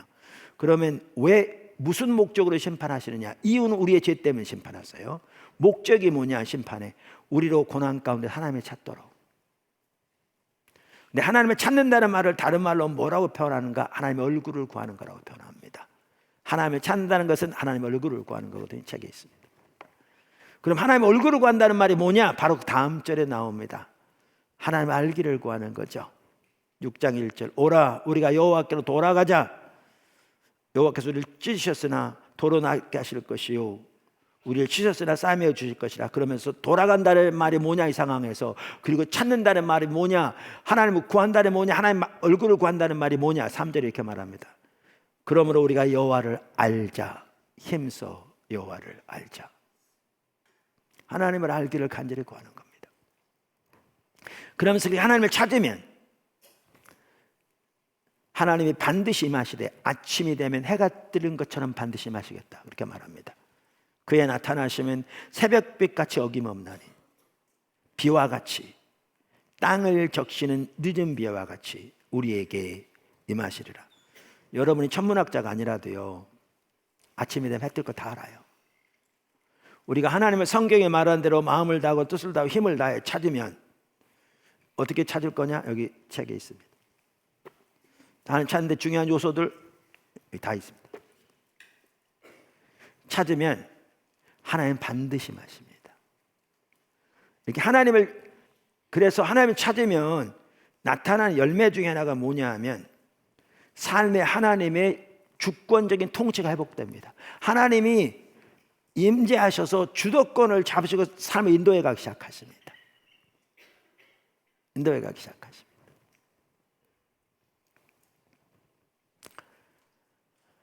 로이드 존스 목사님 부흥책에서 그 당시 성도들이 그리스도에 의해서 통제를 받고 있지 않는 것에 대해서 이렇게 언급하고 있거든요. 지금 80년 전에 영국 상황을 두고 한 얘기인데 오늘 한국과 너무나 비슷해요. 그러면서 그 이유를 하나님 자신을, 즉 하나님의 얼굴을 구하지 않는 것이라고 말하거든요. 똑같은 이해예요. 이렇게 말합니다. 그분 부흥책에 우리는 은혜와 주 예수 그리스도를 아는 지식 안에서 자라나야 합니다. 표대를 향하여 과거는 잊어버리고 앞에 있는 것을 잡으려고 뛰어가야 합니다. 내가 그리스도와 그 부활의 권능과 그 고난의 참여함을 알고자 하여 그의 죽으심을 본받아 어떻게 해서든지 죽은 자 가운데서 부활에 이르려 하노니, 이제 구약 여기 빌립보 3장 인용한 거죠. 그러면서 그것은 무서운 일입니다. 그러나 우리에게 있어서 문제거리는 우리의 삶이 그리스도에게 집중되어 있지 않다는 것입니다. 우리의 삶이 그리스도에게 통제를 받고 있지 않습니다. 그럼 이렇게 말한다는 거죠. 아니에요. 우리는 그분을 위해서 일하고 있어요. 그런 다음에 우리는 그를 떠나버리고 계속 우리 자신의 작은 일에만 몰두하고 있습니다.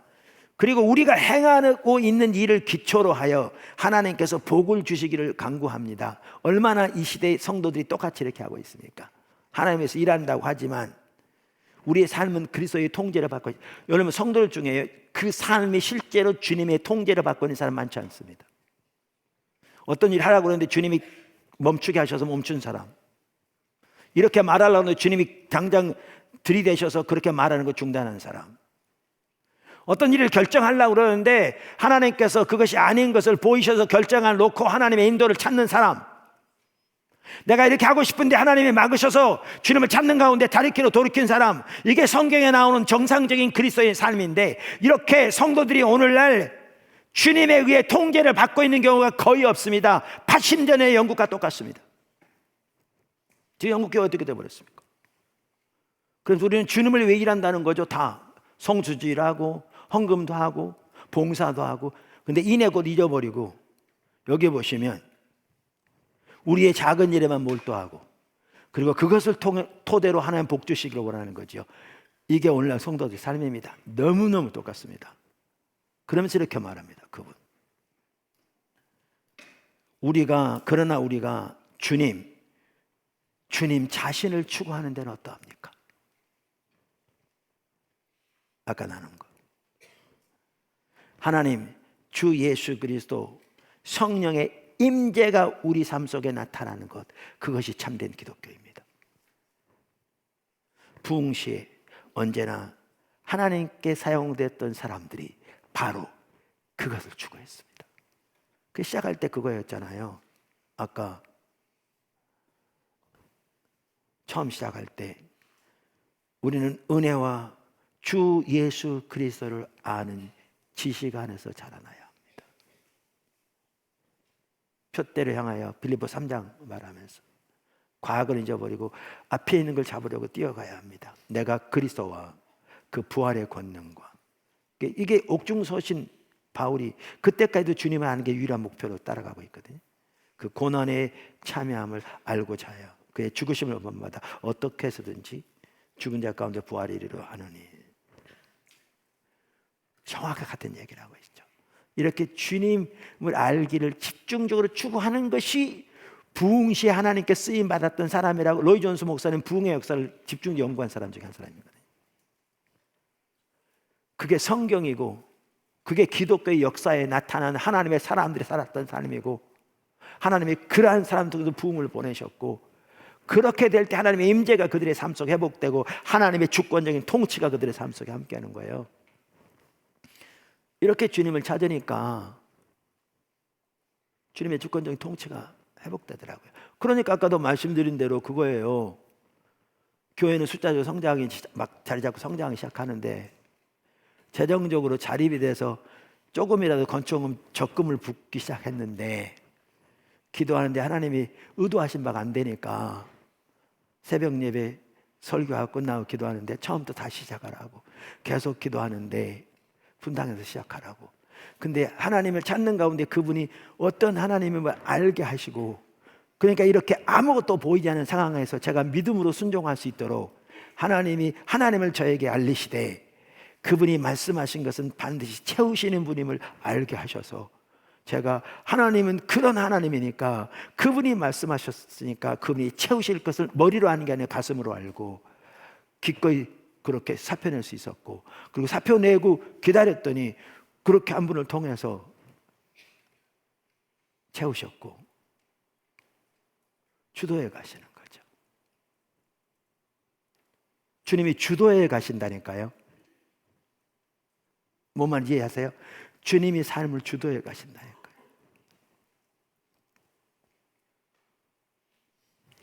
아브라함 삶 속에 그렇게 하셨던가요? 모세의 삶 속에 하나님 그렇게 하셨던가요? 다윗의 삶 속에 하나님 그렇게 하셨던가요? 다니엘의 삶 속에, 예수님의 삶 속에, 바울의 삶 속에, 베드로의 삶 속에, 스데반의 삶 속에, 이게 정상적인 기독교인의 삶입니다. 그게 없는 게 비정상적인 신앙입니다. 근데 우리는 오늘날 이런 게 너무나 드물다 보니까 비정상이 정상이 되어버렸고 정상이 비정상이 되어버렸습니다. 이 시대. 이 책은 전혀 그렇게 말하고 있지 않은데, 여러분이 하나님의 말씀이라고 목에 핏대를 세워서 말하는 이 책은 그렇게 말하고 있지 않은데,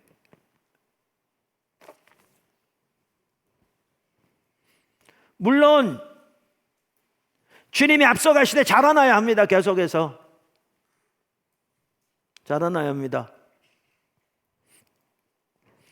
여러분, 교회 포도나무 교회가 분당에서 개척돼서 10년째 되는 해 일이 이상 왔습니다. 여기. 그래서 그때 여기 본당 짓고 선교센터 짓고 10년째 된 해 7월 첫 주에 입당했거든요. 여기 그 뭐죠? 올 때 부지 살 때만 하더라고요. 그때 부지가요 1620평인가 그랬어요. 1620평 23평 여기 부지. 그때 그 다른 뭐 세금 이런 거 빼놓고 부지값만 얼마였느냐, 되게 싸게 샀거든요. 그때는 뭐 이렇게 그런 데라. 16억 8,789만 원. 2004년 2월 16일 날 월요일 날 계약했거든요. 근데 2003년 말 12월 말에 포도나무교회 그 당시에 청장년 제적이 몇 명이었느냐? 220명이었습니다. 청장년 제적이 2003년 12월 말 그리고 2004년 2월 16일 월요일에 계약했습니다. 계약금을 20% 달라고 그러더라고. 대개 10% 주는데. 그래서 얼마를 줬느냐? 3억 3,830만 원이었습니다. 근데 그동안 모아져 있는 돈이 총 얼마였냐면요, 이것도 안 됐습니다. 그래가지고 한 분이 그 날짜로 얼마를 헌금했느냐? 6,030만 원을 헌금했습니다. 끝전까지 그 날짜로. 그래가지고 얼마를 채워줬느냐? 3억 3,830만 원 몽땅 떨어져 준 겁니다. 한 분이 6천만 원. 2003년이니까 큰 돈이었죠. 지금도 큰 돈이지만 헌금해서.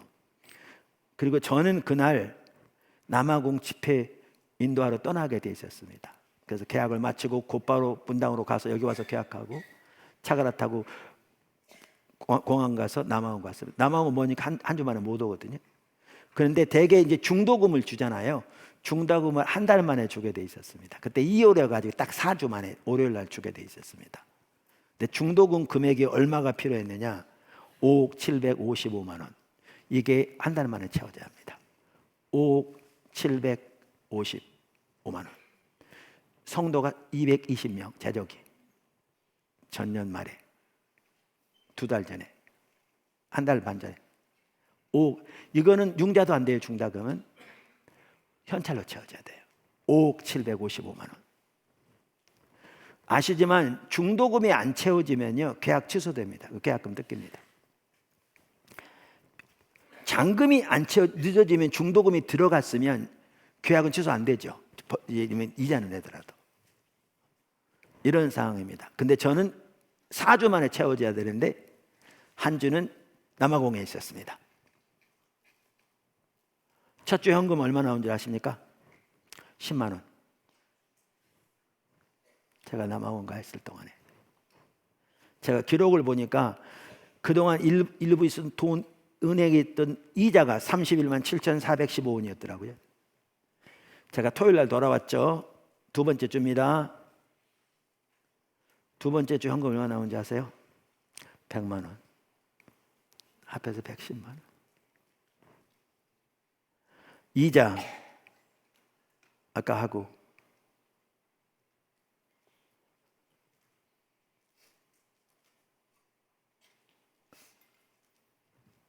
세 번째 주가 왔습니다. 세 번째 주까지 예배까지 아까 110만 원하고 세 번째 주 현금 얼마 나온지 아세요? 1,614만 2천 원.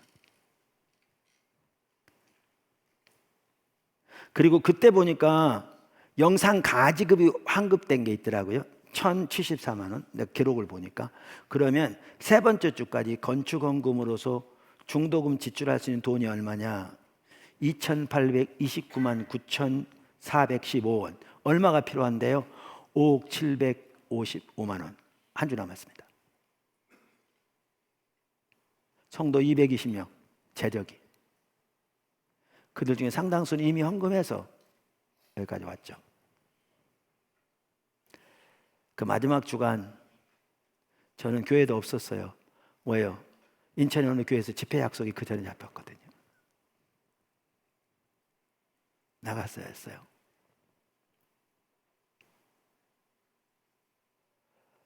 제가 집회하러 갈 때 이쯤 되니까 저는 솔직히 그랬거든요. 이게 계약이 취소돼서 그 많은 돈을 손해보면 저는 사표 내려고 그랬습니다.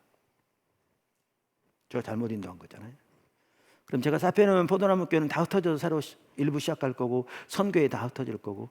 그랬더니 어떤 나라에서 섬기는 선교사님은 그 내용을 알고 있으니까 울면서 기도하면서 선교회가 없어지면 자기는 여기서 본질 전하겠다고 그랬다고. 네, 지금은 전하는지 모르겠습니다만 그때 말해줬었습니다. 제가 근데 그때 세 번째 주가 되었을 때 그때 저에게 두려움이 있더라고요. 근데 그게 안 채워질까 하는 두려움이 아니었어요. 무슨 두려움인지 아세요? 그동안 신앙의 본질을 전하고 하나님을 알고 존재를 사랑하는 게 우리 신앙인 걸 전하고 그렇게 가르쳐 왔는데 막상 하나님이 영원하실 때 성도들의 삶 속에서 그런 자세가 보이지 않으면 나는 여태까지 목회 헛것했다는 거잖아요. 이렇게 나타날까 봐. 하나님이 채우시되 외부를 통해서 채우시고 필요를 채우실지 모르지만 성도들에게서 이 자세가 없으면 나는 목회 헛거렸다는 게 드러나니까 그렇게 될까 봐 두려움이 있더라고요. 두려움이 엄습하더라고요. 그때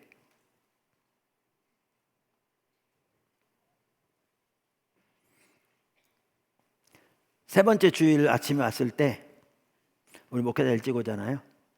성도들이 제가 아침에 왔는데 기도하는데 하나님이 그날 주보에 건축금이 들어갈 통장 계좌 번호를 써놓으라고 그러시더라고요. 주보 다 나왔는데. 그래서 워드로 쳐가지고 이렇게 쭉 여러 개 복사해서 교사들 일찍 오니까 이 구자번호 오려가지고 붙이라고 그랬어요. 그 주보 지금도 있어요. 나는 구자가 하나인 줄 알았더니 국민회하고 농협하고 구자 2개 했더라고요. 그래서 그날은 주보에 허연 종이가 붙어 있었어요. 구자번호가 들어간.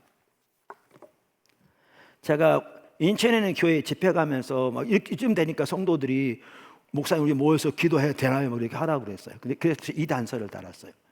기도하되 우리가 얼마 빌려오고 이런 짓을 하지 마라. 그거는 인본주의다. 각자 주님 앞에 하나님 인도하신 대로 힘을 다해 동참하는 게 우리 신앙이지. 그때요 우리 건축위원회도 있고 재정위원회도 있어요. 한 번도 회의하지 않았어요. 이거 회의할 일이 아니에요. 각자 주님 찾고 목사부터 시작해서 모두가 하나님을 사랑하니까 온 삶으로 주님의 일에 동참하는 게 우리가 할 일이죠. 세 번째 주에 그렇게 썼는데 그날 저녁에부터 저는 법적으로 대표니까 은행 인터넷 뱅크로 들어가 볼 수 있잖아요. 이 성도 저 성도들이 힘을 내어서 헌금한 게 보여졌어요. 그러니까 그 두려움이 서서히 사라지기 시작했어요. 채워진 건 주님이 채울 텐데 아까 그 두려움. 일주 동안 많은 헌금이 모아졌어요. 네 번째 주 내일이 이제 중도금 들어가는 날이에요. 1부 예배 마쳤어요. 2부 예배 마쳤어요. 그동안 나온 모든 헌금을 모았어요. 얼마인지 아세요? 우리가 5억 755만 원이 필요했는데요. 총 모았던 금액이 얼마였느냐? 5억 907만 9,021원 150만 원 더 나왔어요.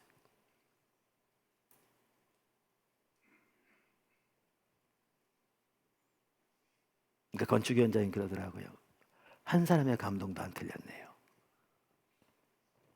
그건 틀리죠. 어떤 사람 만 원 헌금한 사람 있으니까. 문제는 그 말이 무슨 말인지를 알죠.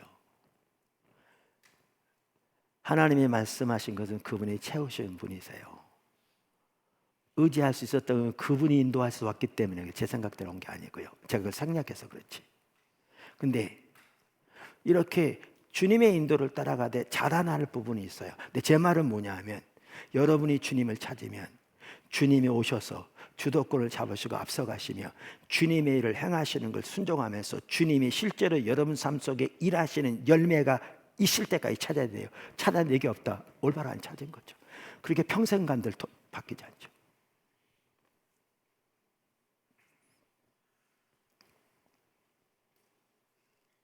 제 아내는 6살인가 5살 때부터 교회 갔대요.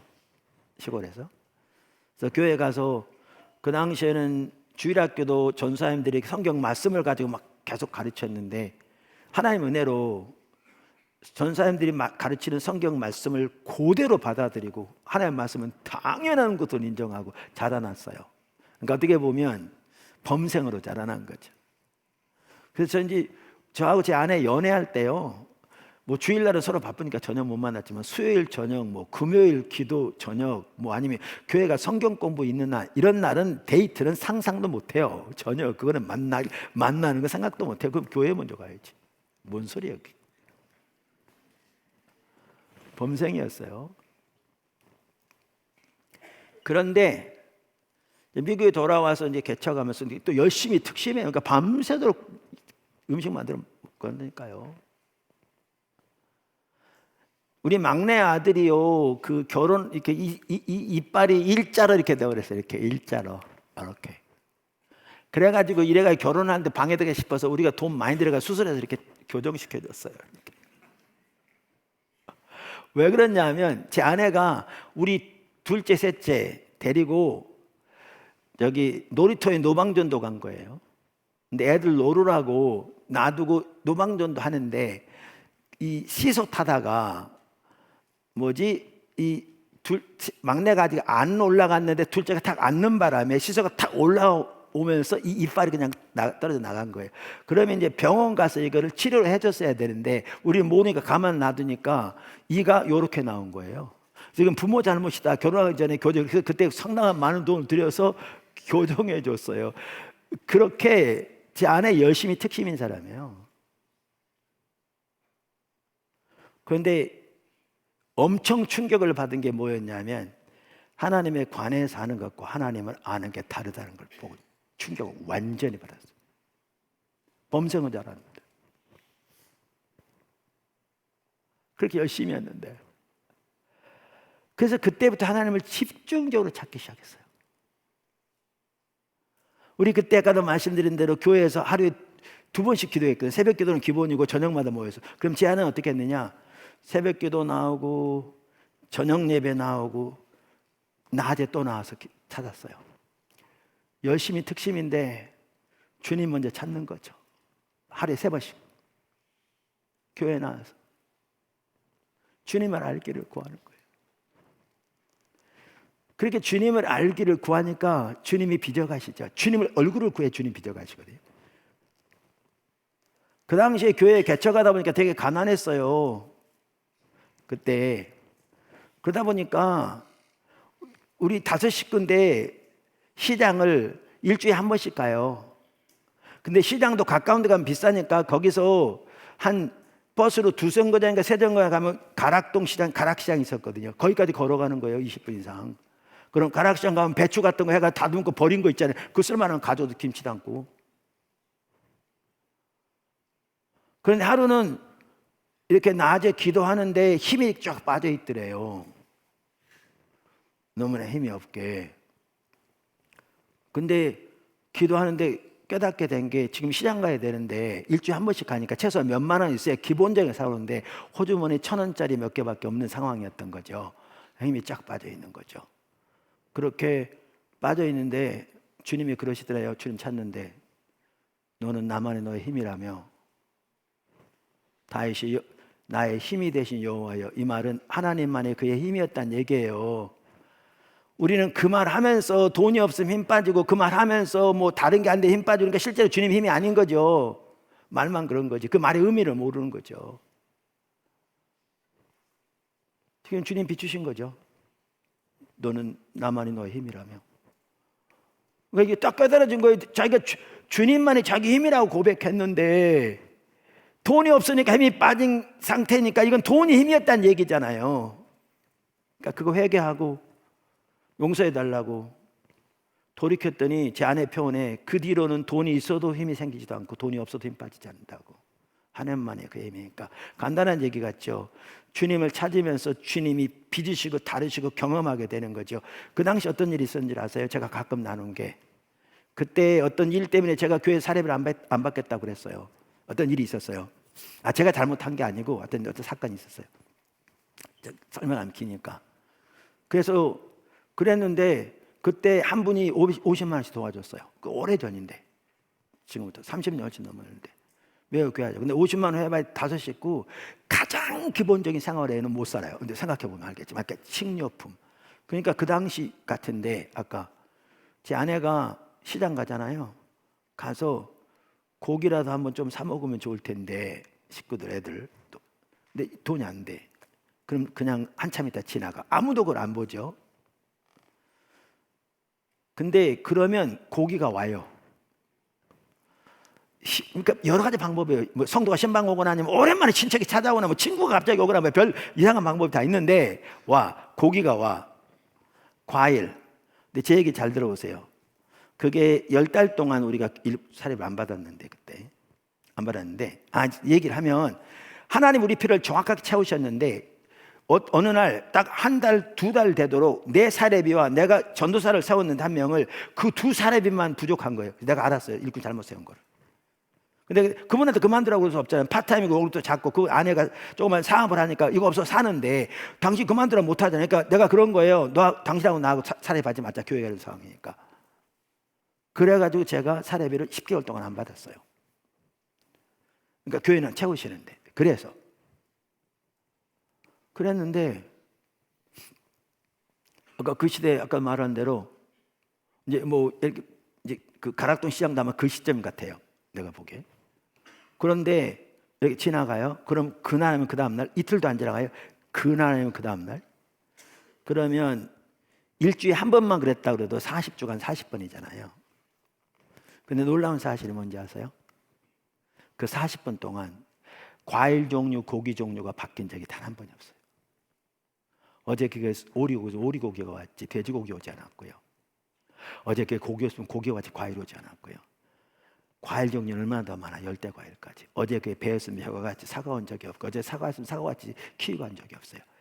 과일 종류, 사과 종류 단 한 번 바뀐 적이 없어요. 아무도 보지 않았는데.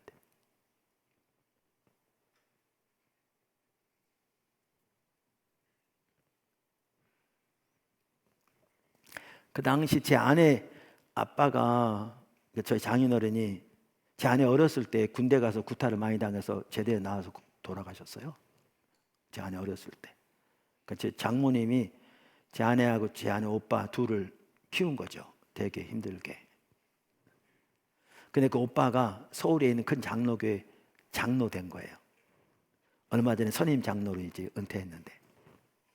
그러니까 동생이 가서 예배 드리면서 축하를 해야 돼. 이게 축하할 일을 모르겠지만 일반적으로 하나뿐인 동생인데 입고 가러 옷이 없는 거죠. 옷이야 있죠.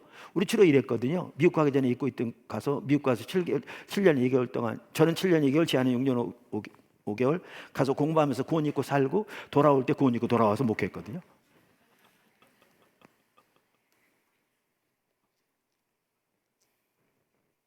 무슨 얘기를 하면 입국 할 때 대개 3년 이상 되면 외국 거 많이 가져오잖아요. 입국 심사하는데 우리나라 사람들은 상대방 일을 막 참견하고 그러잖아요. 근데 미국 사람은 안 그러거든요. 근데 애들이 우니까 그 직원이 그러는 거예요. 밖에 그 친구들 왔을 거 아니에요. 그거 좀 갖다 데려다라고 오세요. 내가 화가 나서 그거 당신이 신경 써 그걸. 그랬더니 이분이 이제 벼른 거예요. 두고 보자. 그래가지고 짐을 다 뒤지는데 제가 입고 갔던 옷만 있잖아요. 근데 이분이 태도가 바뀌더라고요. 완전히 태도가 바뀌더라고요. 저한테. 그렇게 살았는데 그 옷 입고 친정에 가긴 힘들잖아요. 생활하긴 힘든데 친정에 가야 되는데 여자분들. 근데 한 번은 그 가까운데 큰 이렇게 아파트 단지 내 중앙 상가에 있어서 옷집이 여러 개가 있어. 거기 이제 올림픽 오른 아파트 거기 있는데 제 아내 그 성도 한 명이 제 아내한테 하루는 오더니 사모님 따라오세요 그런 거예요. 어디 간다 그러면 안 따라갈 거거든요. 그러니까 무조건 따라오세요. 참 그 전에 그 중앙 상가에서 전도하고 가다가 그 쇼윈도우에 자기 마음에 꼭 드는 옷이 있었던 거예요. 제 아내는요 좀 까다로워요. 겉으로 안 내고 되게 까다로워. 그래가지고 뭘 살려고 그래도 어떨 때는 여기서부터 한 바퀴 다 돈 다음에 여기서 사고 막 이런 스타일이에요. 그러니까 이제 쉽게 이렇게 마음에 안 드는데 자기 마음에 꼭 드는 게 있는 거예요. 지금 얼마 있으면 저기 가야 되는데 근데 그 한참 보고 우리 살 수 있는 게 아니니까 갔어요. 근데 바로 며칠 후에 성도 한 명이 무조건 따라오세요 데리고 간 거예요. 데리고 어디를 갔느냐? 그 상가로 간 거예요. 그럼 그 상가로 가서 그 많은 집들 중에 그 집에 들어간 거예요. 그분이. 그러면서 뭐라고 그러냐면 여기서 하나만 고르세요 그런 거예요. 그래서 그 옷 입고 갔어요. 이렇게 주님을 찾는데 아침 저녁 점심으로 하루는 자기 머리 뚜껑이 열린 것 같더래요. 하나님과 교제가 열려지기 시작한 거죠. 제가 어떤 예를 들었느냐, 주님을 찾되 만날 때까지 찾아야 돼요. 모두가 십자가 복음의 삶을 산다는 것은 단순히 하나님에 관해서 아는 것과 하나님을 아는 것의 차이를 아는 걸로 말하는 게 아니고요, 하나님을 알기 위해서는 하나님의 얼굴을 구하는 삶이 핵심인데, 그것은 하나님을 아는 것이 유일한 목표와 목적인 자세로 그렇게 주님을 알기를, 주의 목적을 알기를, 주의 뜻을 알기를, 의중을 알기를 구하고 찾는 건데, 그렇게 성경을 새롭게 보고 기도하고 앞서간 믿음의 선배들 책을 보고 때는 테이프를 들으면서 주님 찾는 건데, 주님을 찾으면 주님이 오시겠다고 말씀하셨는데 오셔서 주도권을 잡으시고 앞서가셔서 여러분의 처지와 입장과 부르심에 따라서 하나님께서 일하시는 자리까지 가야 찾는 거예요.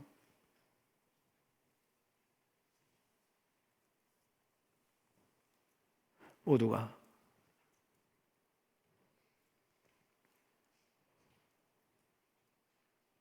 근데 우리는, 그리고 그 안에서 자라나야 한다고 했죠. 석정을 아까 예를 든 것처럼. 근데 우리는 그 차이를 안다고 생각하고 실제로 그 열매가 없는데 우리는 찾는다고 생각하고, 그런 바리새인과 똑같이 하고 있는 거예요.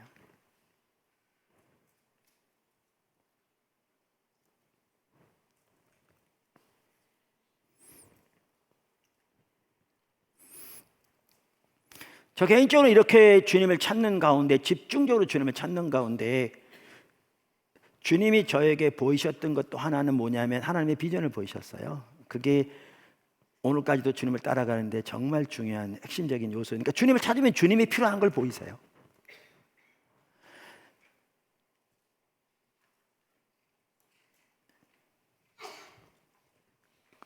그래서 비전만 하더라도, 비전의 성격 여러 번 말씀드렸는데,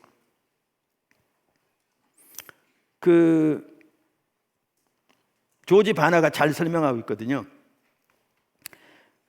누구누구의 사역을 위한 비전이라고 이렇게 표현하는데, 그는 사역을 위한 비전은 하나님에 의해 그분의 선택된 종들에게 주어진 선호되는 미래에 대한 선명한 정신적 이미지이고, 그것은 하나님과 자신과 환경에 대한 정확한 이해에 기초하고 있다. 보세요. 성경에 나온 하나님의 사람들은 하나님 비전을 쫓는 사람들이었어요. 노아 보세요. 근데 그거는 그들이 하나님을 세운 계획이 아니었어요. 모세도 마찬가지고 다 하나님이 그에게 조지 바나가 말한 것처럼 하나님의 비전을 보이신 거죠. 여러분 이거 생각해 보셨어요? 노아가 그렇게 비가 많이 온다는 것은 일반적으로 상식적으로 안 맞고요, 그 많은 기간 동안 비가 안 오면 인생 헛산 거고요, 사람들은 다 주변에 조롱하고 비방하고 그랬을 텐데 왜 그게 했던 게 가능한 줄 아세요? 그는 하나님과 관계에서 하나님이 하실 일을 보았어요. 그 삶을 걸 수 있었어요.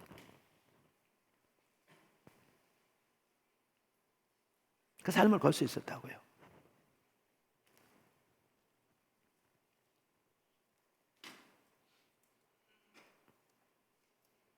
하나님을 이렇게 집중적으로 찾았더니 저 같은 경우에 그 당시 그게 비전인지 몰랐어요. 쉽게 표현하면 이런 식이었어요. 하나님이 이 시대에 어떤 일을 하고 계시고 저를 어디로 부르셨는지가 선명히 보이더라고요. 한마디로 줄이면 교회 회복과 하나님의 부흥이었어요. 그러니까 어떤 일이 있었는지 아세요? 분당에서 교회가 개척했을 때 그 지역에 극성맞은 교회 하나가 있었어요. 지금도 말하면 어느 교회 다 알 텐데, 그 교회가 봉고하다가 여자 전사 하나씩 묶어가지고 아파트 입주해가지고 막 사람들 뭐 하니까 입구마다 다 세워놓고 예배 드리러 성경 지키고 나온 사람을 태워가 자기 교회에 가는 거예요. 근데 포도나무 교회가 여기 8차선 큰 도로면 여기 이제 아파트 단지로 들어오는 단지 입구고, 그 입구에 바로 이 단지 들어와서 여기 상가가 있었는데 여기에 이제 3층에 포도나무 교회가 있었거든요. 그러니까 이 교회에서 와가지고 요 입구에다가 차를 대놓고 데려가더라고요. 근데 다음 주에는 여기도 안 되고 여기다 데려고 가요. 왜? 그들이 보기에 몇 명이 교회로 들어오니까 이 들어오기 전에 데려가려고 여기다 대놓고 데려가더라고요. 일반적 교회였으면 내려가서 난리 났겠죠. 니네 뭐 하는 거냐? 담임 목사한테 전화하고 지금 당신 장난하는 거냐? 뭐 하냐? 그랬을 텐데 저 신경도 안 썼어요. 왜요? 하나님이 우리를 부르신 비전이 뭔지를 분명하게 알고 있었어요. 거기 갈 사람은 거기 갈 것이고 여기 올 사람이 여기 올 것을 알았어요. 그 맞은편이 곽선희 목사님 아들이 섬기는 교회 거기 와서 섬기고 있었고요. 바로 한블락 여기에 지구촌 교회 이동훈 목사님 교회 개척하고 있었어요.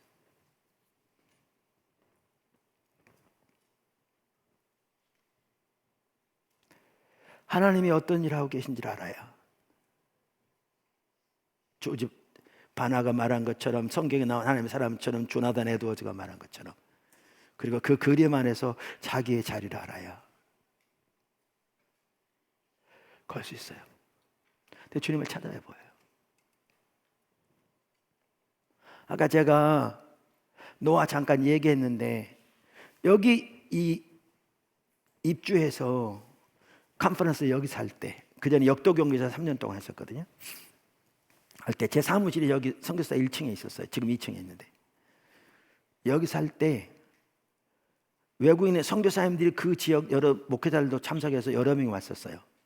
그러니까 제가 신학교 강의 나갈 때 그분이 학생이었고 그러니까 한국에서 목회하는 동기들 중에 여기 모였어요. 몇 명이 이렇게 왔다고 그러니까 그러면서 제 사무실에 앉았어요. 이렇게 초청해서 차를 마시는 거예요. 근데 그분들이 뭔 얘기냐면 얘기하는 거예요. 내가 처음에 개척할 때 그렇게 교회도 어렵고 뭐 그때 그렇게 이랬는데 지금 이렇게 막 이런다 얘기를 하고 있는 거예요.